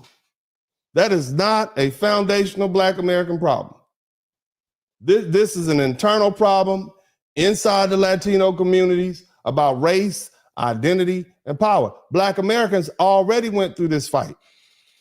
We've already learned we are one people. We don't break ourselves apart hoping one of us can be white or whiteness will save us. We know better. So when you come asking for unity and support or sacrifice, understand why we stop and think, hold on, you can't ask for solidarity while you still chasing whiteness. You can't ask for unity while ranking people by skin color. You can't ask black people to risk ourselves while you refusing to deal with your own internal racism and your own sellouts. Fix that problem first. Figure out who you are, and then figure out where you stand. And then, only then, after we have observed you doing that for some time, can we have a real conversation about any sort of unity. But at this point, the answer is hell no. We're resting. And let me tell you something. let me tell you something. I've seen it with my own eyes. Don't tell me I don't know what I'm talking about. I've seen it up close and personal. See, a lot of people think the black men go to Latin America just to play around and hop on planes and mess with the women and then fly back home. That's not what this is. We are foundational black Americans. When we go somewhere, we don't just visit, we immerse. My Spanish is not great, but I learned a lot more between 2012 and 2020 than I did in my formal education. I spent years, I dated, I lived amongst the people, I moved inside the culture. We don't just touch down and disappear. We learn the people. We learn the food. We eat the mango. We eat the pastelitas. I forget what they call. We eat off the little food trucks on the side. We try to figure out the customs, how everyday life actually works. But guess what? We're not there to change the politics. If you guys were trying to get reparations in, I don't know, pick El Salvador, we wouldn't say, oh no, don't give them reparations. We don't get in your politics. We're not here to run your governments. We're not here there to tell anybody how to live. We come and we're very respectful and we move right, we support what we can, and we move on. And that's why people usually don't have problems with black American men coming anywhere. We quiet. We're not the colonizers. We damn sure ain't the conquerors. We know how to be guests. And because we are actually living there and not just passing through, we see what's really going on. We see how indigenous people are treated. We see how dark-skinned Latinas and Latinos are treated. And everywhere we go, it's the same setup. Lighter skin on the top, dark skin on the bottom. And whoever passes for white running things. Black men who travel will tell you straight, hey, you know, we're not chasing some fake beauty pageant image. We're drawing the real women. Most brothers want to go down there and get them one of them big wide booty brown skinned Latina chicks. That's what they want. Somebody type wide booty in the chat room, big wide booty. Wide booty and brown. That's what they want. And if they can get it in the USA, they wouldn't go. They want a big, thick, wide booty Latina making them breakfast every morning and bringing them coffee. But while we're there, we watch and we see how race really works. So don't try to gaslight me. I know what I've seen. I've watched it in my own eyes, whether in the United States or overseas, the pattern stays the same. Brown and black people pushed down, whiteness rewarded. That's not a theory. That's lived experience. So shout out to the passport bros. Shout out to the global gentlemen. Shout out to the globe trotters. Because see, this isn't just a vacation. It's more than a trip. It's a cultural exchange. And once you've actually lived it, nobody can lie to you about what really goes on. Now let's get down to some real talk. And sometimes the brothers who actually travel will tell you straight up if you have a kind of conversation with you. When you look at who's selling that box and who's being sold and who's being pushed into prostitution, it's almost always the dark brown, light brown women, the indigenous women, and the African women of African descent. You don't see them light, bright, almost white Latinas standing on the corner. You don't see them strung out. You don't see them at the bottom of the socioeconomic ladder. It's the women from the lowest social racial classes. Most of the time, they're the black or the indigenous women. And I've seen it with my own eyes. So stop pretending. You got brown women out there on the streets being treated like they don't matter, like they're disposable, like they're less than. And this didn't start with tourists. I see just as many white Latinos involved in that life as I do the gringos and the foreigners. That's an industry that didn't come out of nowhere. It started inside your culture. And now men from all over the world show up and take part. But let's be honest about where it began. And see, here's the part that really tells the truth. While black and brown women are being used and exploited, you open the magazine, right? Or you turn on the TV and you look at the novellas, and they act like those women don't even exist in those countries. The faces you see are always lighter, always closer to white. But everybody knows the truth. Everybody knows Latino families got that one black abuela somewhere in the family that one of their grandfathers then got pregnant. That one, La Negrita, okay? That never get talked about. She's at one of the oldest aunties' houses somewhere sitting on the mantle. You see, who is that black lady? Oh, that's abuela. And we need to keep it real about that. So don't tell me this is about morals. Don't tell me this is about respect. When bodies being used are black and brown, suddenly nobody wants to talk about it. And that tells you everything you need to know about how race and class work in those countries. Now, let me tell you something about real, about being an American. Somebody type American first in the chat room, because that's what we do over here. We love our military. We appreciate what the men and women of the armed services do. Shout out to the Marine Corps. Shout out to the United States Navy. Shout out to the Army. Shout out to all the men and women in the Air Force. Shout out to the Coast Guard and Space Patrol. Is that what they call them? The Space Force? We appreciate what you do. We wouldn't be who we are if we tolerated treacherousness and traitors. And that goes for black Americans and white Americans. And that being the case, look, let me explain something to you, because some of you all get caught up in the race. You just think you can pick and choose sides. Oh, we'll just team up with the white folk. You're still not an American.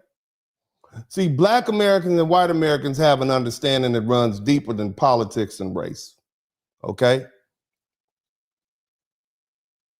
Little is known, we're more alike than people want to admit. Let's run it down. We speak the same language.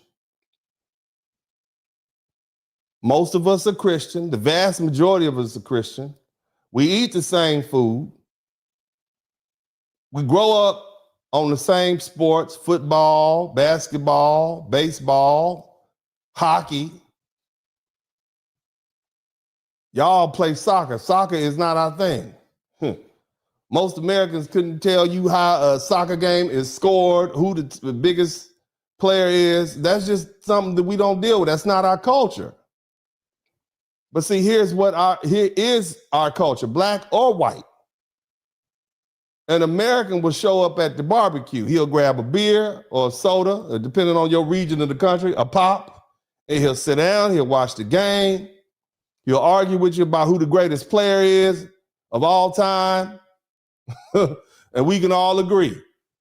If I say Kobe, Jordan, they all know what I'm talking about. Wilt Chamberlain, depending on your generation. Kareem, Magic. It just depends on your era. Bird. They already know what I'm talking about. For some crowds, we're going to talk about firearms. If we talk about politics, we're going to do it. And even if we're opposed, we still understand where the other person is coming from. And that's an American. That's just part of it. But see, that understanding did not come easy. Black America and white America have fought. We have unalived each other. We have clashed. We have argued. We've had real problems. But see, those problems were being worked out inside the house, slowly and painfully. The mistake we made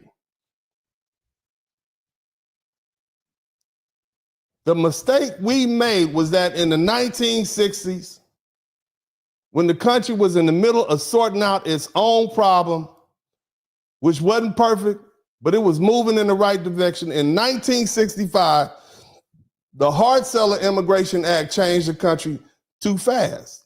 We let millions of people came in who were not part of the black and white American story, people who didn't know our history, who didn't worship the way we worship, who didn't speak our language, who didn't eat our food, who didn't do what we do, and didn't know our scars. They didn't understand our boundaries. Somebody typed boundaries in the chat room. They didn't understand our culture. And overnight, issues that were already complicated became even harder to deal with. We had Africans and Caribbeans coming over here. We had set for black folk. And guess what? They end up, foundational black Americans had to take a back street to Africans and Caribbeans taking our spots. Asians complicated, more Latinos. Before that, it was less than 1% Asian in the country. The Latinos were like 2 or 3%. That's why y'all wasn't at the civil rights, why y'all wasn't here. It was just a black and white country. It's 9% black. And the vast majority, I think 87% white. We had our part of town, they had their part of town. And see, here's the uncomfortable truth. Black and white Americans know how to deal with each other. We know where the lines are. We know when we've crossed them. We know how to pull back. Over time, we've learned that peace comes from respecting space, respecting boundaries, and staying on code. America doesn't like chaos. America doesn't like betrayal. And America does not like people who sell out their own people. That's true for Black Americans, and that's true for white Americans. And it's been true since this country started. So when people ask, why don't Black people jump in, or why don't Black people support this, understand what really happening. Americans pay attention to patterns, and once trust is broken, it doesn't come back easy. And history proves that over and over again. Americans, we don't deal with traitors like that, especially race traitors. Black Americans don't trust them. White Americans don't trust them. And once you earn that label, it's never going to go away. White Americans still talk about Benedict Arnold. 250 years later, his name is still synonymous with traitor. And that's how long this country remembers betrayal. Black Americans are the same way. If you sell out your people, you don't come back to the fold. We don't forget, we don't excuse it, and we will not even try to explain it away. That's an American value. So now ask yourself this. How do you think Americans, both Black and white, are going to see the Latino communities when it's already known that a large number of ICE agents are Latinos, arresting and deporting their own people, kicking in doors, breaking up families, sending folk away? You think that's going to earn respect? Is that going to earn respect? Huh? You think that builds trust? That's the least American thing you can do. And see, here's the part nobody wants to say out loud. The white Americans you're trying to get close to, this doesn't make them respect you anymore either. It makes them watch you even closer.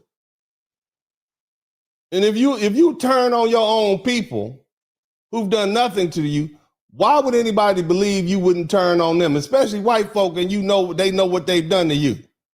That's how Americans think, especially white folk. That's how this country works. And if you don't understand that, then you really don't understand America. Let me start with something I need y'all to understand.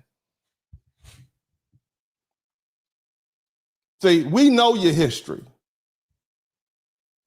I talked to you about, you saw the little video about the La Matanza, the massacre. It didn't happen in some faraway country. It happened in Texas.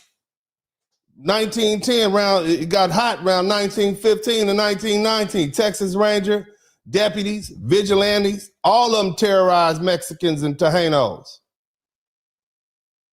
in the name of law and order. Oh, they were breaking the law. Same thing the ICE agents are saying about these Latino immigrants. You're breaking the law. Thousands of people were killed or disappeared. You understand me? It wasn't just a few bad apples. It was a system of statewide violence.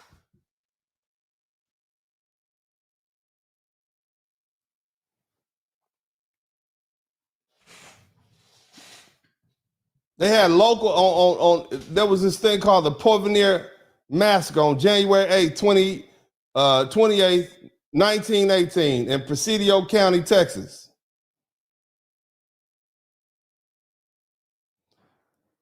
The U.S. Army and local ranchers, they took 15 unarmed Mexican men and little boys and they executed them.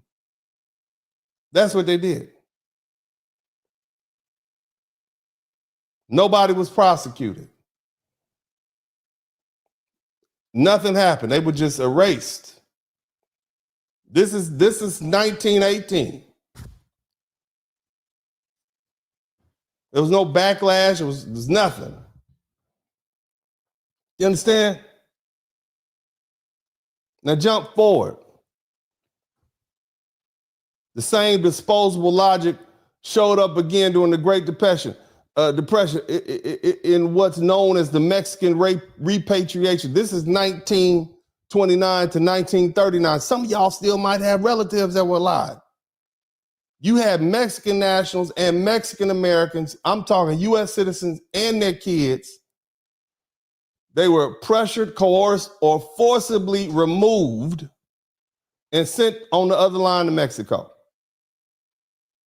They say hundreds of thousands of Mexicans were sent back between 1929 and 1939.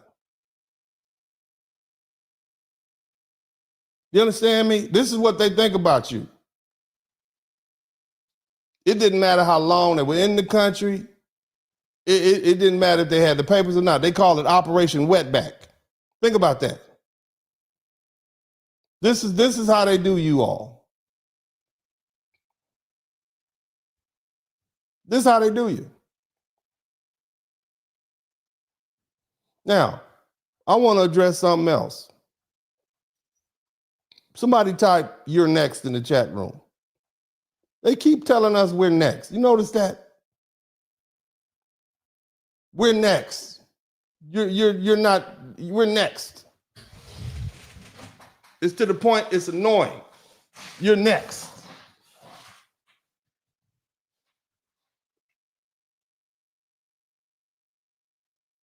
Keep saying that. We're next. No. You're next. You're next again. That's what's going to happen. Let me explain what I mean. See, you keep thinking this is some new chapter where you're about to be targeted for the first time, okay? And that's not how it works. What's really happening is this. You're now, and you're going to be next again. And history's already ran this play, and it's done it more than once. Every time this country gets stressed out and angry or scared, it looks for people it already decided were expendable. And you all are expendable. The list has already included you. That's why you trying to work yourself closer to white folk. That's not going to save you. It actually makes you easier to remove when it comes time. See, this is how it works. When these folk want a scapegoat, they grab whoever's closest and easiest to isolate. That's why trying to climb into whiteness is a trap. It doesn't protect you. It just puts you closer to the door. So when they decide to boot your butt out of there, it's easy to kick you on through. They Sparta kick you straight out the door. And if anyone thinks I'm exaggerating, here's the proof. They deport military veterans, men who wore the uniform, men who served in foreign wars for America, men who bled for us,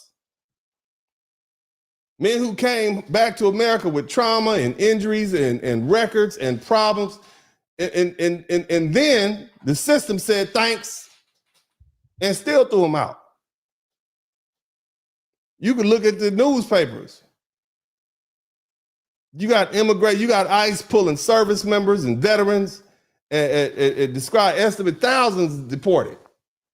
And this is as recently as 2025 in Washington, D.C.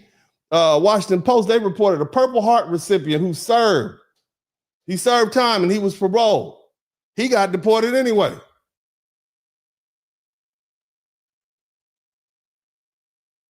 So let me say it the way you all check this out. Look, if they're willing to deport a veteran, they already know sacrifice for this country. What do you think they're going to do with an ICE agent after his work visa expires?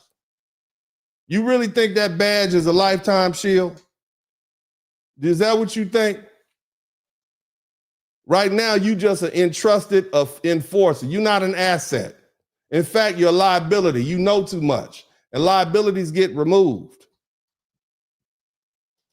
And see, Black America, we already understand that. Earlier in the broadcast, remember when I said boundaries? Somebody type boundaries in the chat room.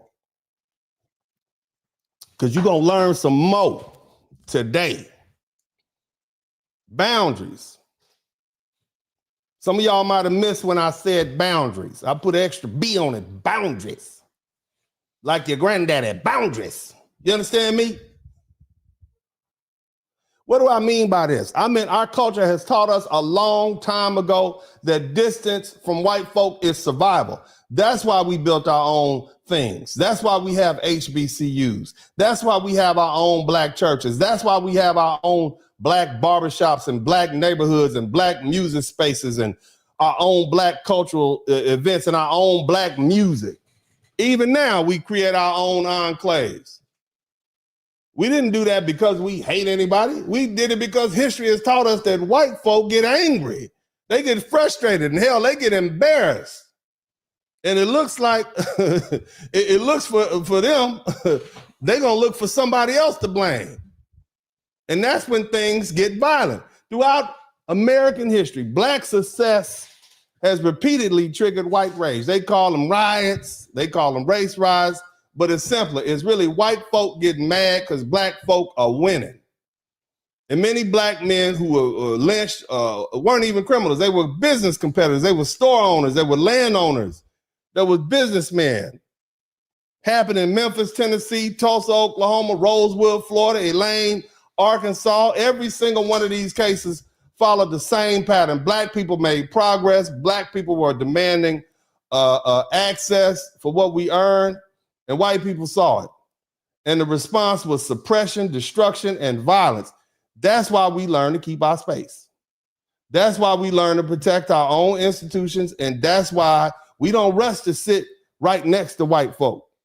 We know how quickly the mood changes. And let me add this part, because it really matters.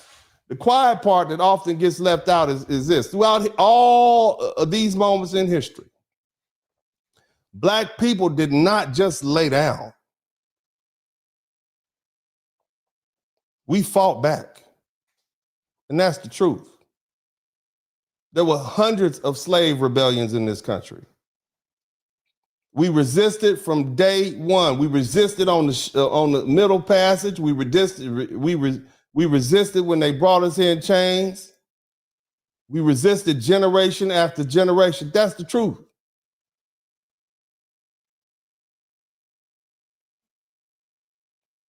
But here's the other thing. When America went to war, we were there too. Every single war, Revolutionary War, War of 1812, Civil War, World War I, World War II, Korea, Vietnam, Iraq I, Iraq II. Did you know that black people are overrepresented in the military right now? Do you know that 20% of the United States military is black? This is how dedicated we've been to this country. We fought and we still fight. And see, that's the part of being American. We're not a passive people. I think anybody in the chat room will agree that black Americans are not a passive people. You understand that? And we never been, and we never will be.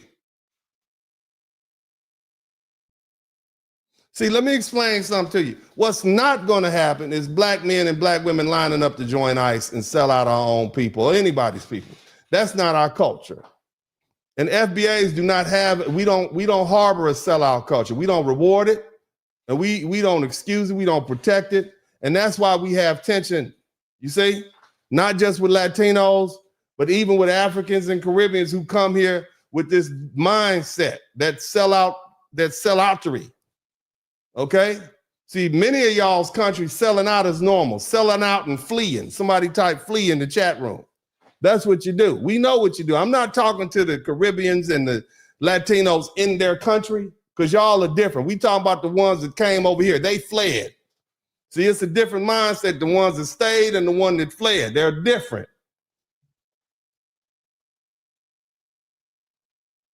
See? We don't, again, in America, black and white, we don't respect traitors. Now, as far as black folk, we've had a touchy relationship with America. Somebody type touchy. We may not be out here flying flags. We got our own national anthem. But don't get it twisted. We know the rules, see? Loyalty matters here. Boundaries matter. And what's understood doesn't always need to be said. And that's American culture. You on the other hand, y'all seem to think it's smart to pull your chair closer to white folks, knowing your history. Did you not hear what I said they did to you in Texas? You got an event called La Matanza, that's the massacre. The Porvenir. You understand? You know about Operation Wetback? You see how quickly loyalty disappears when politics shifts? See, that's the difference. Black Americans already learned that lesson. You still trying to test it. And that's why when you say we're next, the correct answer is this. You're not next, okay? We're not next. You're next again. Now, let me know when y'all tired of me. I got a couple of more things to say, and then I'm going to let y'all have y'all's evening, but I got a few more things to say, and then I'm going to go ahead and retire, okay? I'm getting ready for the Patti LaBelle concert. Uncle D will be attending the Patti LaBelle concert with Shaka Khan, and I got to go shine my alligator shoes and get ready for that. I just want y'all to know I will be attending the Patti LaBelle concert, and I'm going to be having a good time. Understand me? Just so you know. I can't be up all night fooling with you all, okay? You're going to get what you get, and we're going to get on. Somebody type Patti LaBelle in the chat room. I love Patti LaBelle. I love it. I'm going to be getting it. Yeah. But again, let me say this. And again, I'm not speaking for all black people because I don't want to, I don't want to make nobody mad. But I can say, generally speaking, we're resting. Is that fair to say? All the black people who will agree that we're resting, at least when it comes to this, we're resting. We're doing our line dances. We are, we learning some new skills. We're meditating, right? We going to church. We loving God. We loving on ourselves. We loving our children. But generally speaking, we're resting What we're not going to be doing is out there boxing and battling ICE. We're not going to do that. We're not going to be out there battling a bunch of banditos. And see, this didn't come out of nowhere. Black America didn't just wake up one day and decide to sit back. This is a result of watching choices being made over and over again.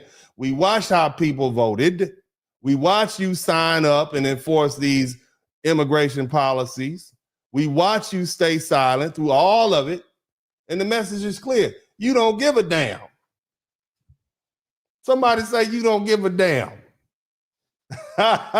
And put in the words from one of America's great modern Black American poets, Jonathan Smith. Most of you all know him as Lil Jon. He's a great American poet and songwriter, has inspired me to many a beautiful night hanging out. And he's a songwriter, and he gave us a which reminds me, what's it called? You Don't Give a. He says it's a song he wrote it, and it captures Black people's perspective, our mood right now. Okay, better than most academics ever would. And it goes, if you don't give a damn, we don't give a. You understand me? Y'all can fill in the blank.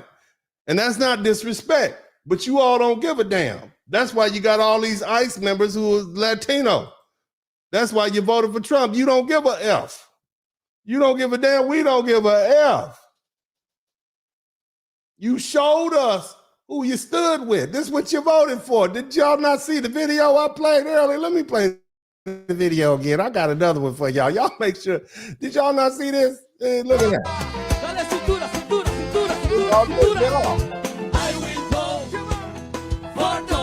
That's what you did. That's you. That's what you did. No, don't cry now. It's been happening frequently at the 323 Miami Avenue Federal Court building. Janet Correa's husband was detained this week. According to her immigration lawyer, he has already been placed on expedite removal. Out of here. Out of here. This is what you voted for. Mr. Trump, we vote for Mr. Trump! That's what you did. Yes! Mr. Trump! We love you! We love you! All the way to the White House! Beyond betrayed. Now you They mad. used us. They Don't be mad now, during baby the girl. Don't be campaign, mad. and I don't want to make this political, but during the campaign, the Bella. elected officials from the Republican Party, they actually told us that he was not going to touch the You documented should have people. listened to Abuela.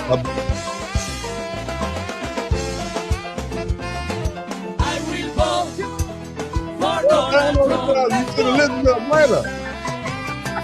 Hell no. Yeah. No, that's what you did. That's what you did. That's what you did. And you did it. So now I'm just saying, we watched, we saw it. We saw what you did. Okay. You showed us where you stood. You was exuberant about it. Okay. And now you surprised we not rushing out to save you for the consequences of your decisions. You understand me? Look, let me be clear. This isn't about fear. We are not afraid. Okay. We are not afraid. We're not confused. We're not ignorant. Okay. We are resting. This is rest. All right. This is foundational Black Americans specifically stepping back and protecting our energy and letting people deal with the outcomes they chose. You know, and we're done running in the fires we didn't start. We done sacrifices for people who don't sacrifice for us. Y'all don't even like us. Y'all got racial y'all ain't like us. You understand? And so on behalf of the Foundational Black American Committee, here's the truth. If you don't give a damn, we don't give a, and that's my official statement. Now, here's the thing. Okay? Let me help you understand something. And I want y'all to hear me. And this is for the Black folk. And this is something we can sense. I'm going to talk about something I understand pretty well. That a lot of people who come to this country don't actually like America. You think Elian Ohan, what's her name? Elian, what's her name? The lady that got somebody threw some vinegar on her. You think she likes America? Shout out to member for a month, Chris Barber. Shout out to everybody contribute to the super chat. Did you learn something? If you learned something, I should earn something. What my likes look like. What do my likes look like? Somebody make sure you hit the, have y'all subscribed to the channel? Are you handling your business? Because it's free. I know you hadn't got your checks yet. I know y'all haven't received your checks. Okay, we still waiting for that tariff check, Trump. We want that tariff check. Clearly, Nicki Minaj received her tariff check. We want our tariff check. We're gonna need to hold that. I need my tariff check, and I need all my money. Okay, and all them people I reported to ICE, I need $750 for each one. Trump, you need to send me my money now. I know y'all hadn't got y'all checks either, okay? But it doesn't cost you anything to subscribe to the channel. So I'm gonna need y'all to go ahead and break bread with Uncle D and subscribe to the channel. Go ahead and subscribe. Don't be stingy. Don't do me dirty, okay? Subscribe to the channel now, and I'm gonna finish up. I'm gonna let y'all go. I know you got stuff to do. I know y'all got business to take care of, I'm aware. Okay, but y'all need to subscribe to the channel. We got 46,000 views total tonight. I guess, I don't know, YouTube is crazy. But I'm gonna need you all to hit that subscribe. But even if you don't like me, just hate me. Just subscribe and hate me. I'm cool with the hate. Is you know, if you're willing to stay up this late, you should know the next time that I go live. All right, so take some time and subscribe to the channel. Go ahead and do that now. Go ahead and do it right now. Subscribe to the channel right now, immediately. All right. And then also, I want you to hit the like button. Not because you like what I'm saying. I know it's some of you that do appreciate what I'm saying. You appreciate the voice that I put out there for people. Because I say some things that a lot of folk can't say. But right now, we only have 399 likes. And we have 1,000 people in here. Y'all need to do better. Do better. Somebody type do better in the chat room. Do better. Okay? Do better. But anyway, let's go ahead and try to wrap this thing up. Look, as I said, man, we aware. A lot of y'all don't like Elian Omar. Is that her name? Y'all, she don't like America. And a lot of immigrants don't like America. They're not here because they believe in America and want to make America great. They're here to use America. See, I'm a black American. I don't have anywhere else to go. And most white Americans don't have anywhere. You don't have another country to go back to. These people want to come over here, make money any way they can, just like those Somalians was doing up there in Minnesota, and send the money back. Get their papers, get benefits. You understand? And if they can, leave. And that mindset doesn't come from nowhere. I understand how many of you all were raised like that. So let's step back, okay? Because there's a lot of people still feeling sorry for these immigrants who are getting deported. I want you to understand, no, they need to be deported. I just don't like them violating our Constitution. I don't like them dirtying up my rug on the way out, because I got to live here. You understand what I'm saying? Let me be absolutely clear. I'm glad these folk are being deported. You shouldn't be in our country if you're illegal. We can't go to your country and sit up there and do all kind of illegal stuff and steal your money and stay. We can't do it. You don't come over here and do that to us. Go home. But the problem is, I don't like the way these laws are being enforced, because they're targeting black people, and that sets a bad, black and brown people, that sets a bad precedent. But nevertheless, these people who are here illegally, most of them, even they don't like this country. And the mindset doesn't come from anywhere. I understand how many of them were raised. Let's take a step back. I told you about the history. You understand that? I told you about La Matanza and what happened to the Mexicans and the Tejanos and their families. You don't think that's passed down? You heard what the abuela said? They talk about the history of how black people don't. You don't think they talk about their own history? Those stories don't disappear. They get passed down. Families remember them. Pain turned into memory, and memory turned into identity. And that's just the borderlands. If you go across Latin America, the United States and the CIA have been involved in overthrowing governments left and right, backing violence forces, especially the Cold War. Places like Guatemala, they had a democratically elected president. They removed him. because we didn't like the policies. You understand? In many countries in Central America, we backed the forces and worked with local armies and carried out massacres against civilians. They don't like us. Again, I understand why you don't like us, but the fact of the matter is you don't like us and you up there. You see what just happened in Venezuela. They just stole the president. They just stole the president and his wife. Now, whether you agree with it or not, that's clearly a black eye. You understand? But the thing is, see, that history explains the mindset we see today. And that's why it's so important to understand history. That's why I spend so much time focusing on history and trying to relate it to what you see right now so you can have a full understanding of what you're dealing with. Okay? When people grow up hearing stories about violence and intervention and foreign control, it sticks. It shapes how they see America. It shapes how they see fairness and justice. So some people bring resentment with them when they come. Okay? Not because they might hate you as an American individually, not on one-on-one basis, because their families lived through history that felt humiliating and unjust. And when that resentment meets real life right here in the U.S. and they meet the rules and the laws and the expectation, it often turns into blame instead of responsibility. They learn this at the kitchen table. You understand? You all learn this at the kitchen table. I know the stories I grew up hearing about how sometimes, what happened. Something was taken, how America cheated our people, how the system was against us. That anger gets passed down. But instead of learning how America works, some people just learn how to blame it. How did most foundational Black Americans learn history? We learned it the same way from our parents and our elders. We learned about Jim Crow because Granddaddy used to tell us how he had to drive all the way across town and there's only certain places he could stop. If I type Green Book in the chat room, most of the Black people already know what I'm talking about because they got granddaddies that dealt with it. If I type Old Negro, Negro Baseball League, they understand this. We had that because they wouldn't let our people play ball. You understand?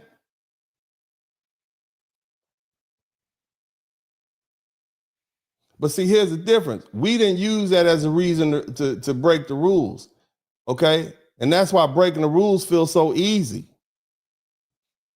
That's why them being rough on Americans don't bother them.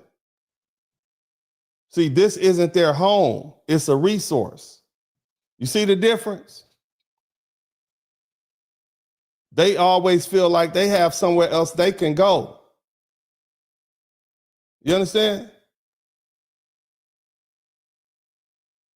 Americans don't move like that.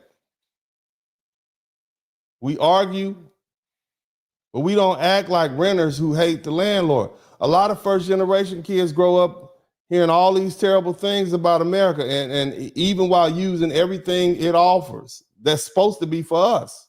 So when things don't go their way, it's never that they didn't prepare. It's never that they didn't have the proper discipline. It's never they didn't plan well enough. It's always the system is rigged against you. The system is racist. Or we never had a fair chance. Excuses, it replaces effort. And they compare themselves to others instead of asking whether or not they showed up. And they love comparing themselves to Black Americans. That's why so much animosity directed towards us. Because in their minds, they believe they're better than Black Americans, and that includes the Africans, the Caribbeans, the Latinos, the Asians, everybody always have a problem with us because when they see us shining and succeeding and doing well in this country, and they've been trained to believe that we're supposed to be a lesser people, and then they got to look up at us flying and shining and doing well, it makes them feel bad. Y'all just wasn't ready. Again, and when they fail, it's always somebody else's fault. It's not accountability, it's just resentment. And at the same time, they romanticize a country they barely know. They talk about how great their country was, how back home was just so wonderful.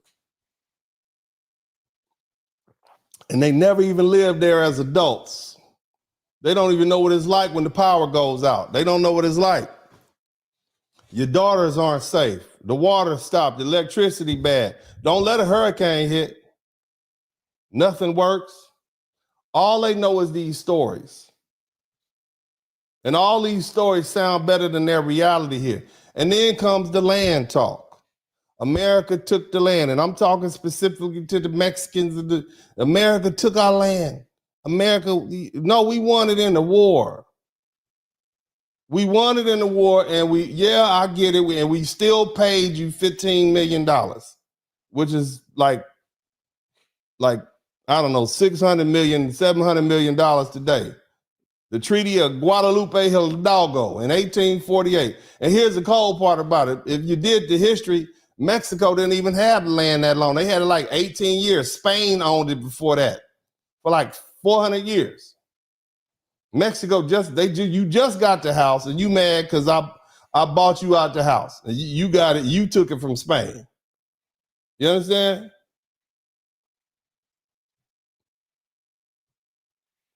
But facts don't calm the resentment and entitlement. That's the goal. So you can't calm that with logic. And so here's the contradiction nobody wants to face. If life back home was really great, there wouldn't be fear for y'all going back, would there? Right?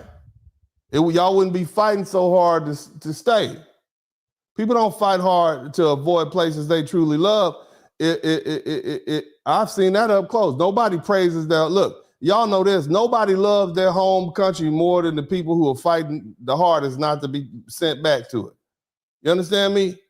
But the bottom line is, imagine what happens when you get people like that who have resentment towards the United States, badges and guns and authority over the people and that they carry resentment against.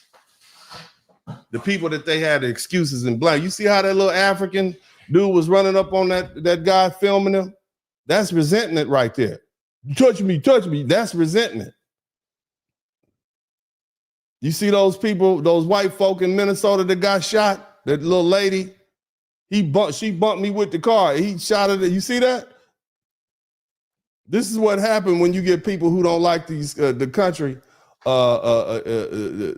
police power over Americans on American soil. You understand? That's real talk. Everybody.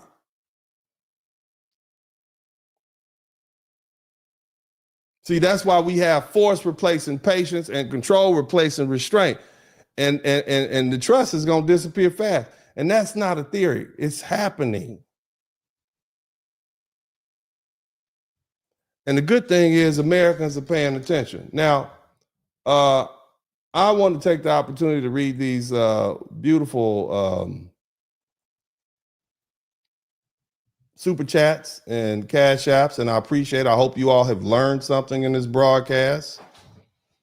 I want to take the opportunity to thank everybody. I have some more. I got to talk to y'all about a couple more things because we haven't seen the full effect. We don't know what's going to happen when them people find out that this is a bunch of Mexican dudes running around here cutting up, talking about law and order.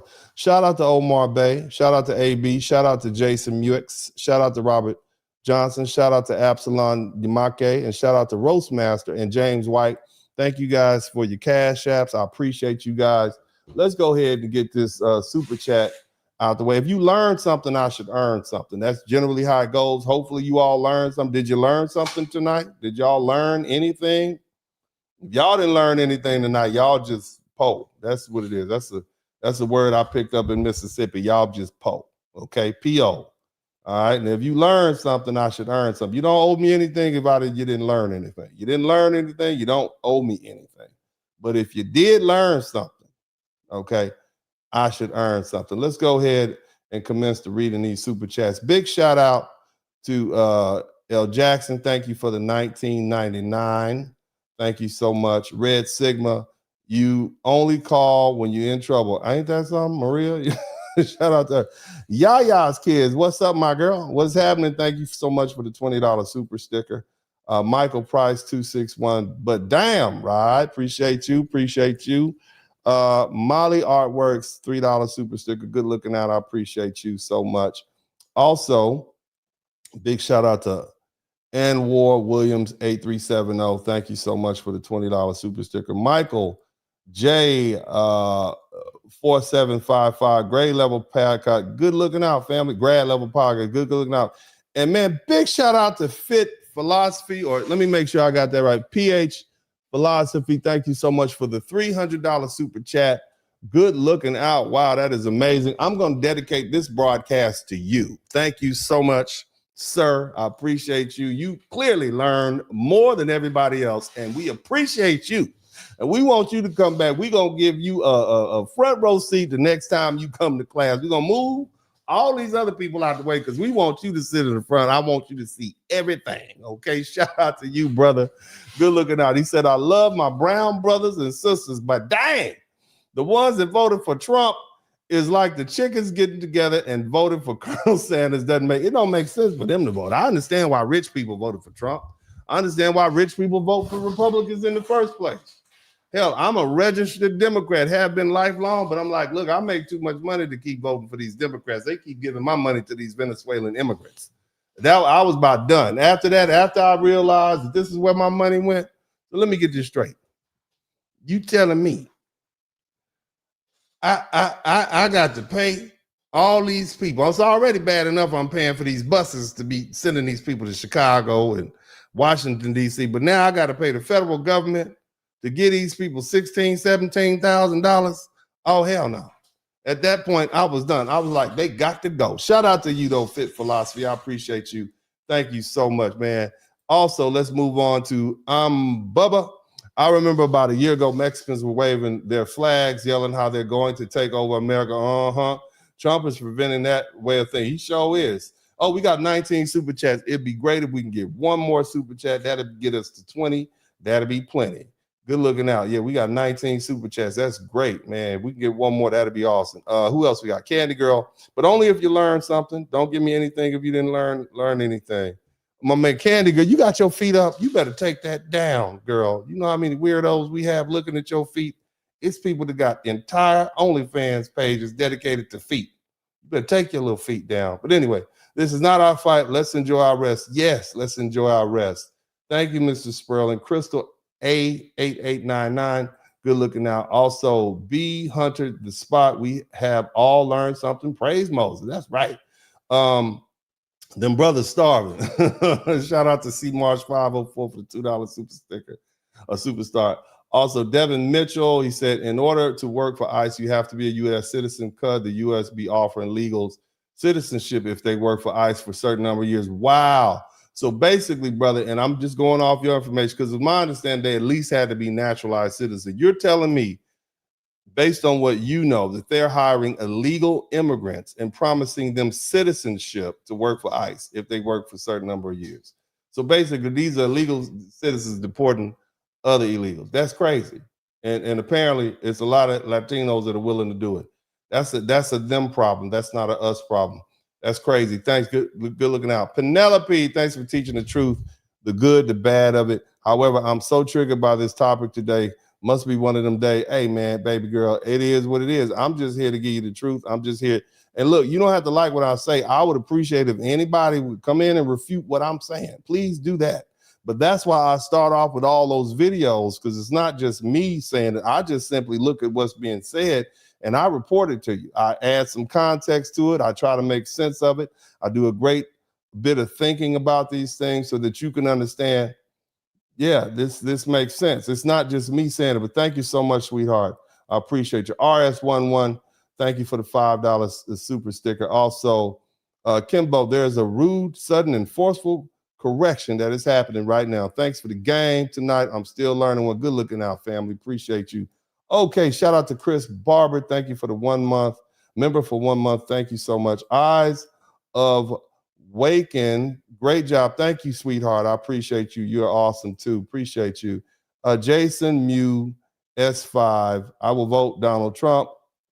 And Torian Jones, still learning, Uncle D. Good looking out. All right. Shout out to everybody who contributed to the super chat, the Cash App, and the PayPal. Also, remember, family, if you've been involved in a car accident, make sure you contact me at 713-229-0770. That is 229-0770. Clearly, I'm not gonna make enough money doing YouTube. Okay, I'm not like one of these dudes with 1 million followers. I just give you the substance and I'll let you deal with it. You heard it here. All right. But if you want to help me, really, if you want me to help me do my thing, and that is practice law and make money. I've been at it for 26 years in October. Licensed in 6 different states. You can hit me up at 713-229-0770. I'll focus on car accidents. Don't call me if you need family law issue. Y'all go to the lead attorney. Don't come over here. I'm only dealing with car wrecks. Okay, car wrecks, slip and falls, stuff like that. Go to the lead attorney. Don't come over here and mess with me. Okay, don't call my office at 713-229-0770 because your baby daddy hit you upside the head and you want a restraining order. That is not what I do.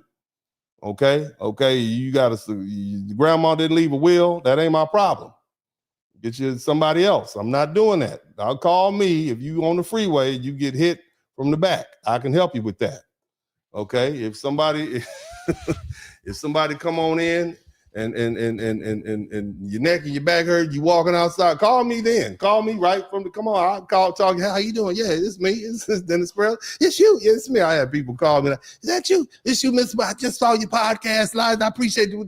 Baby, you on the side of the road right now in the ambulance. You don't need, just tell me what happened. Give me your phone number. My staff will call you tomorrow. You see what I'm saying? But anyway, man, yeah, I'm having entirely too much fun with this. This is too much fun. I'm having too much fun. All right.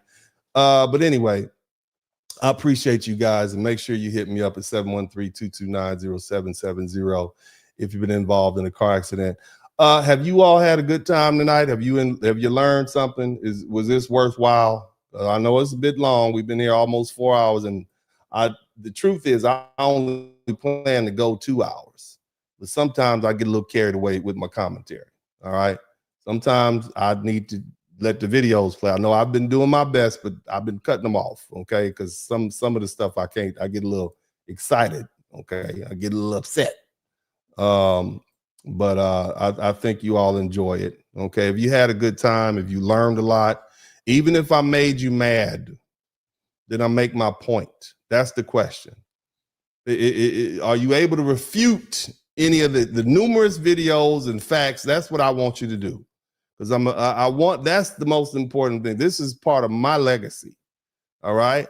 Did you learn something? If you learned something, type I learned something in the chat room. If you learned something, type I learned something. Some of you all can't spell very well. Just put L in the chat room. If you learn something, just put L. Or just put something. Okay. So we'll know that you learned something. All right, that's what I need you to do. The most important thing, subscribe to the channel. Why would you not subscribe to the channel? It's probably one of the most meritorious, substance-filled channels you get. And I come back every day with this stuff, you know? Sometimes it takes me weeks to develop these broadcasts. I'm not just going on talking. I'm actually giving you facts. Who else is going to give you historical? I'm going to give it to you. All right, so I need you all to tell me you learned something. If you learned something, let me know, because, see, I'll stop. You know, I will stop and I'd go somewhere. I'm gonna go golfing. That's what I'm gonna do. I'm like, people don't even like me. Shit, get out of here. But if you did learn something, let me know. All right, we see a lot of people saying they learned something. Let's see, Lisa Town learned something. King Boy, William Lynch, Mr. Riley Doe 504, Pure Honey. Let me know you learned something. Let me rattle your name off. And where are you from? Where y'all from? Where's everybody checking in from? Eyes of Waken. Is that Wakanda, baby? Are you trying to say Wakanda? Are you misspell Wakanda? Waken. I think that's what you said. Stacy, don't play. Let's see. Don't play golf with Donald. You funny, baby. Let's see. Kaji learned something. Okay, Texas. We got Texas in the house. Shout out to my Texas people. Birmingham, Alabama. New Orleans, Louisiana. H-Town, Virginia. Some of y'all can't spell. They can't spell. Oh, it's non-spellers in here. Y'all failed all the spelling classes. New York City, San Diego 619, Indiana, Denver, Colorado. Who else we got up in? Vegas is in the house. H-Town is deep. Ohio, Florida. Who's dealing with this weather? This weather is bad. Virginia, NYC, CTX, Detroit. Shout out to Detroit, man. I got to go up there and get me some gators. They got some nice gators and nice fur coat. Anyway, we'll talk about that later. Let's see. Los Angeles, learn something. Detroit, original from Nevada, originally from Detroit. Shout out to you all. Okay, well, the other thing is if you learn something, then I should earn something. But if you don't have any money, that's fine. I need you to subscribe to the channel. I need to be able to put that 100,000 subscribers plaque right up there behind me. You understand? I'm going to shine it up and have it glistening. I need y'all to subscribe to the channel right now. Georgia's in the house. Virginia's in the house. Great food in Detroit. I love Detroit, man. Detroit got some great people in it, man. Shout out to them. So y'all make sure y'all subscribe to the channel. Please share. I look forward to reading your comments. Please comment. Shout out to everybody who's reading this on the rebroadcast. That's another thing. All right. So, Gary, Indiana. Shout out to you guys. Look here, man. I want to let me end this by being very clear. People keep saying we're next. I talked to you all about that. You know, we're not next. Okay, we not next, right? We're not next. You know, and the reason we can't be next because we're always now. All right. So y'all are gonna be next again, but we're always now. Y'all probably never heard that before. All right. There's never been a time when it wasn't on us. And when I say us, I'm talking about foundational Black Americans. I'm talking about Black Americans, colored people, the American Negro, freedmen. That's what I'm talking about. It's always us. There's never been a pause. There's never been a break. And while all of this is happening, all this going on right now, we're still dealing with real pain right now. Did you know at the end of 2025, a 43-year-old Black man named Keith Porter Jr., man was shot and killed by an ICE agent in Northridge, LA, in Los Angeles on December 31st, 2025. Did y'all know that? They had a vigil for him. I mean, this wasn't even a month ago. And people are still asking questions about what happened, and nobody knows. Just today, former Sheriff Deputy Sean Grayson, y'all remember that? They only gave him 20 years in prison. He killed Sonia Massey. You remember the 36-year-old Black woman? She had called 911 for help. She's up in Springfield, Illinois, and this is back in July 2024. And this off-duty, he was on duty at the time, Grayson. I mean, she was in her robe in her kitchen, and he said, take a pot and put it somewhere. She picked the pot up, and he pulled his gun down. It got real aggressive. And last thing I heard her saying was, oh, Jesus. She said something about, I rebuke you in Jesus' name. And he shot this Black woman in her kitchen. And they gave him 20 years. He was convicted of second-degree murder. You see what I'm saying? That's it. And they gave him the maximum sentence today, 20 years. That's it. So I want y'all to let that sink in. These are not old stories. This is now. Black men are not safe. Black women are not safe. What are y'all talking about? We're next. We're now. We're always now. So don't ever think Black Americans are asleep. Don't ever think we're not paying attention. We've been living with pressure, violence, and injustice our entire existence in this country. And what some of you all are experiencing right now is just a small taste of what we've dealt with for generations. And see, here's the difference. We've learned how to survive it. So even if we're next, the history says we often are, we're going to be all right. Because we've been here before, we know how to move, we know how to protect ourselves, and we know when to rest and when to stand and when to fight. This moment is not new to us, it's just new to you. And see, that's what brings us, that's what brings us that to something I think you all don't understand. You see, something that you need to understand, but some most folk don't understand. See, there's a difference between foundational Black American people and Black Caribbeans, Black Africans, Mexicans, Latinos, Asians, Arabs, the immigrants that came from Europe. We understand something. White people don't fear you all at all. They don't fear you as a group, not the way they fear us, okay? And that fear is not accidental. But see, it's more than just fear, okay? It's respect, it's fear, it's admiration, but it's built on history. And if history would talk honestly, that fear, that respect, that admiration would be even stronger. The reason that foundational Black Americans is still here is because we've always been a mix of those things, and they've always attached to us. It's a very strange paradox. And I think a lot of FBAs, you understand what I'm talking about. You see, on the surface, you hear all this hateful rhetoric, but underneath that rhetoric, it's jealousy. There's obsession. You see, people copy our culture. White people copy our culture. They copy our music, they copy our style, they copy our language, they copy our food. They might relabel it and call it their own, but it's still ours. And when we try to build our own spaces, we try to develop our own little enclaves. People follow us. Them folk follow. They don't know. They don't want us to go too far. Have you noticed that about white people? They want access. They want proximity. They want to reach. They want to reach in and get what we create, right? Even while claiming they resent us for creating it.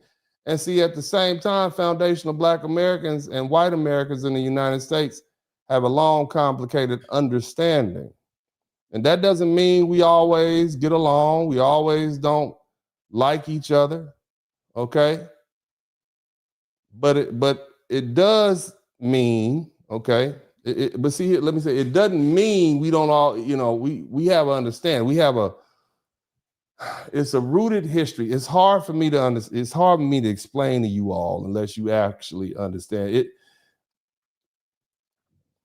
White Americans understand when lines are crossed, and Black Americans understand that when they cross certain lines, we will resist. Okay, and that's vice versa. See, we fought back. We've defended ourselves. We've defended this country, and that history matters.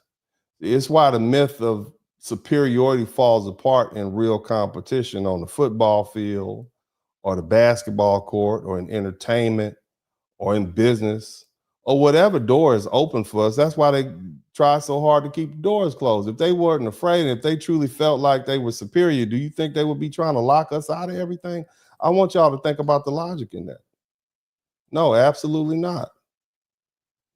You understand? You see?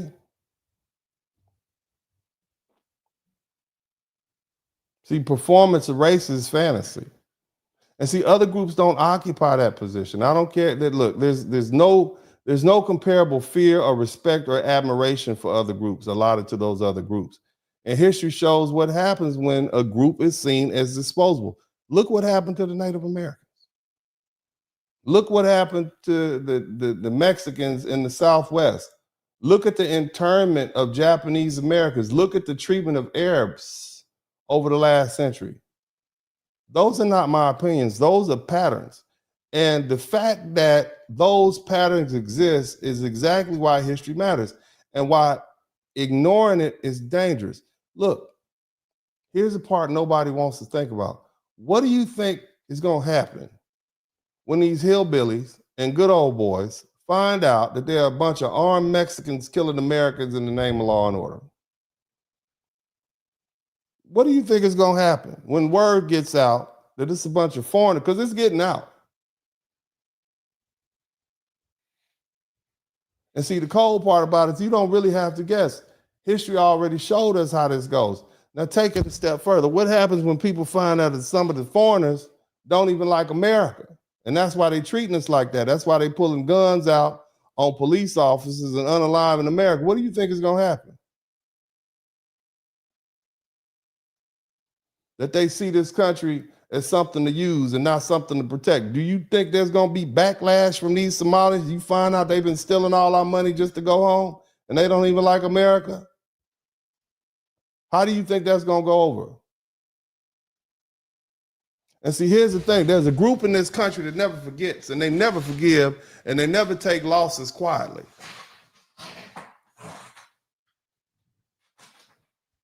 They are shout out to they are that white power crowd. And history shows that when they feel embarrassed, when they feel threatened, or they feel outplayed, they are not going to sit back. They're going to hit back. And that's not an opinion, that's a pattern. I talked to you about Tulsa. I talked to you about Rosewood. I talked to you on many occasions about what happened after the end of the Civil War, and black folk had 12 years of progress, and white folks spent 100 years trying to erase that. And I'm not castigating all white people, because I've also told you, I had people complain to me, you're starting to get soft. I got black people telling me I'm getting soft. I'm being too nice to white people. No, I'm being truthful. And that's what you all need to understand. I'm not one of these panderers. I'm not going to pander to anybody. I'm going to speak the truth. And I'm always going to speak the truth. In history and time will bear out what I say. You can look in the history book. I'm just telling it how it is.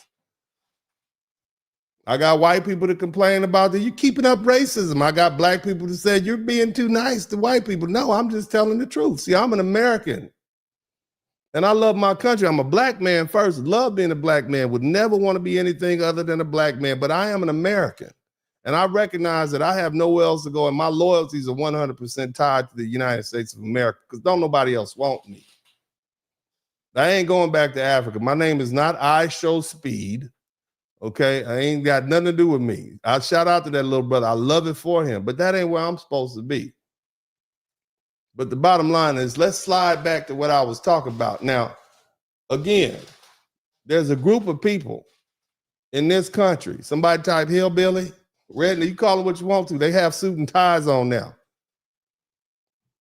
Okay, but the bottom line is, look, back in 1917, there was a bunch of black soldiers, 100 black soldiers at the 24th Infantry Regiment, and they were treated bad. They had to deal with constant racial abuse and police harassment. This law enforcement, these federal agents, this police, this is soldiers. It happened at Camp Logan, right near the city of Houston, August 23rd, 1917. The police beat up and arrested one of the brothers, right? One of the soldiers, and the soldiers marched in. Shots were fired, 16 white folk, civilians, and police were killed, along with 4 other soldiers. In the aftermath, 110 black soldiers were court-martialed, 19 were executed, and dozens were given life sentences in largest military trial in U.S. history at the time. Now, of course, now in hindsight, we know that the trial was unfair and it was rooted in racism of the era. Okay?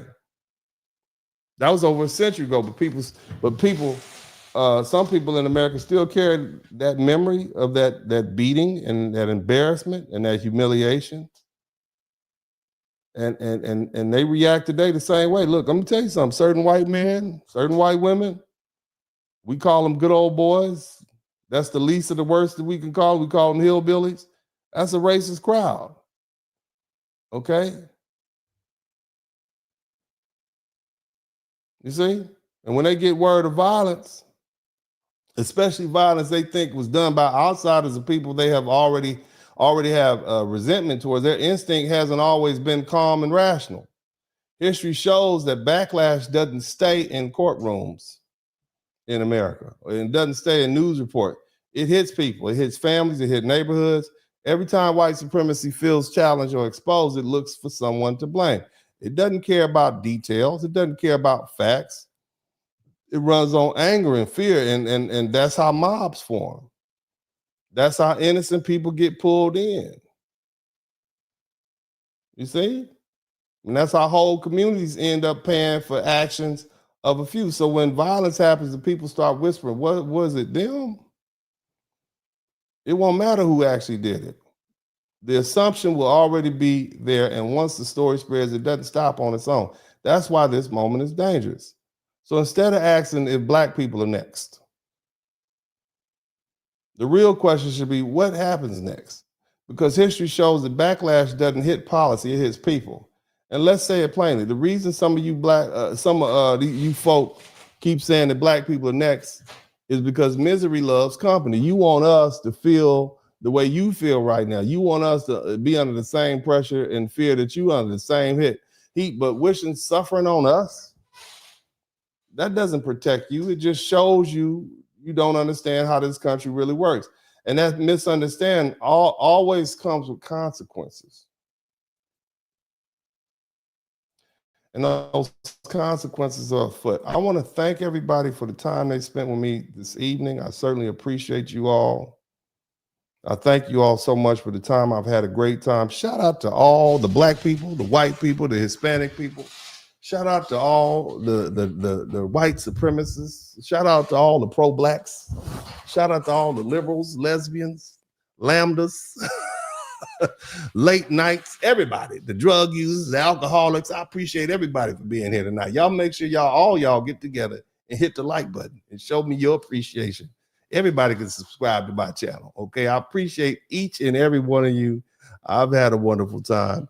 You know, man, look, thanks. God bless you all. I love you all. And as I always said this time, this is Uncle D, and I'm out.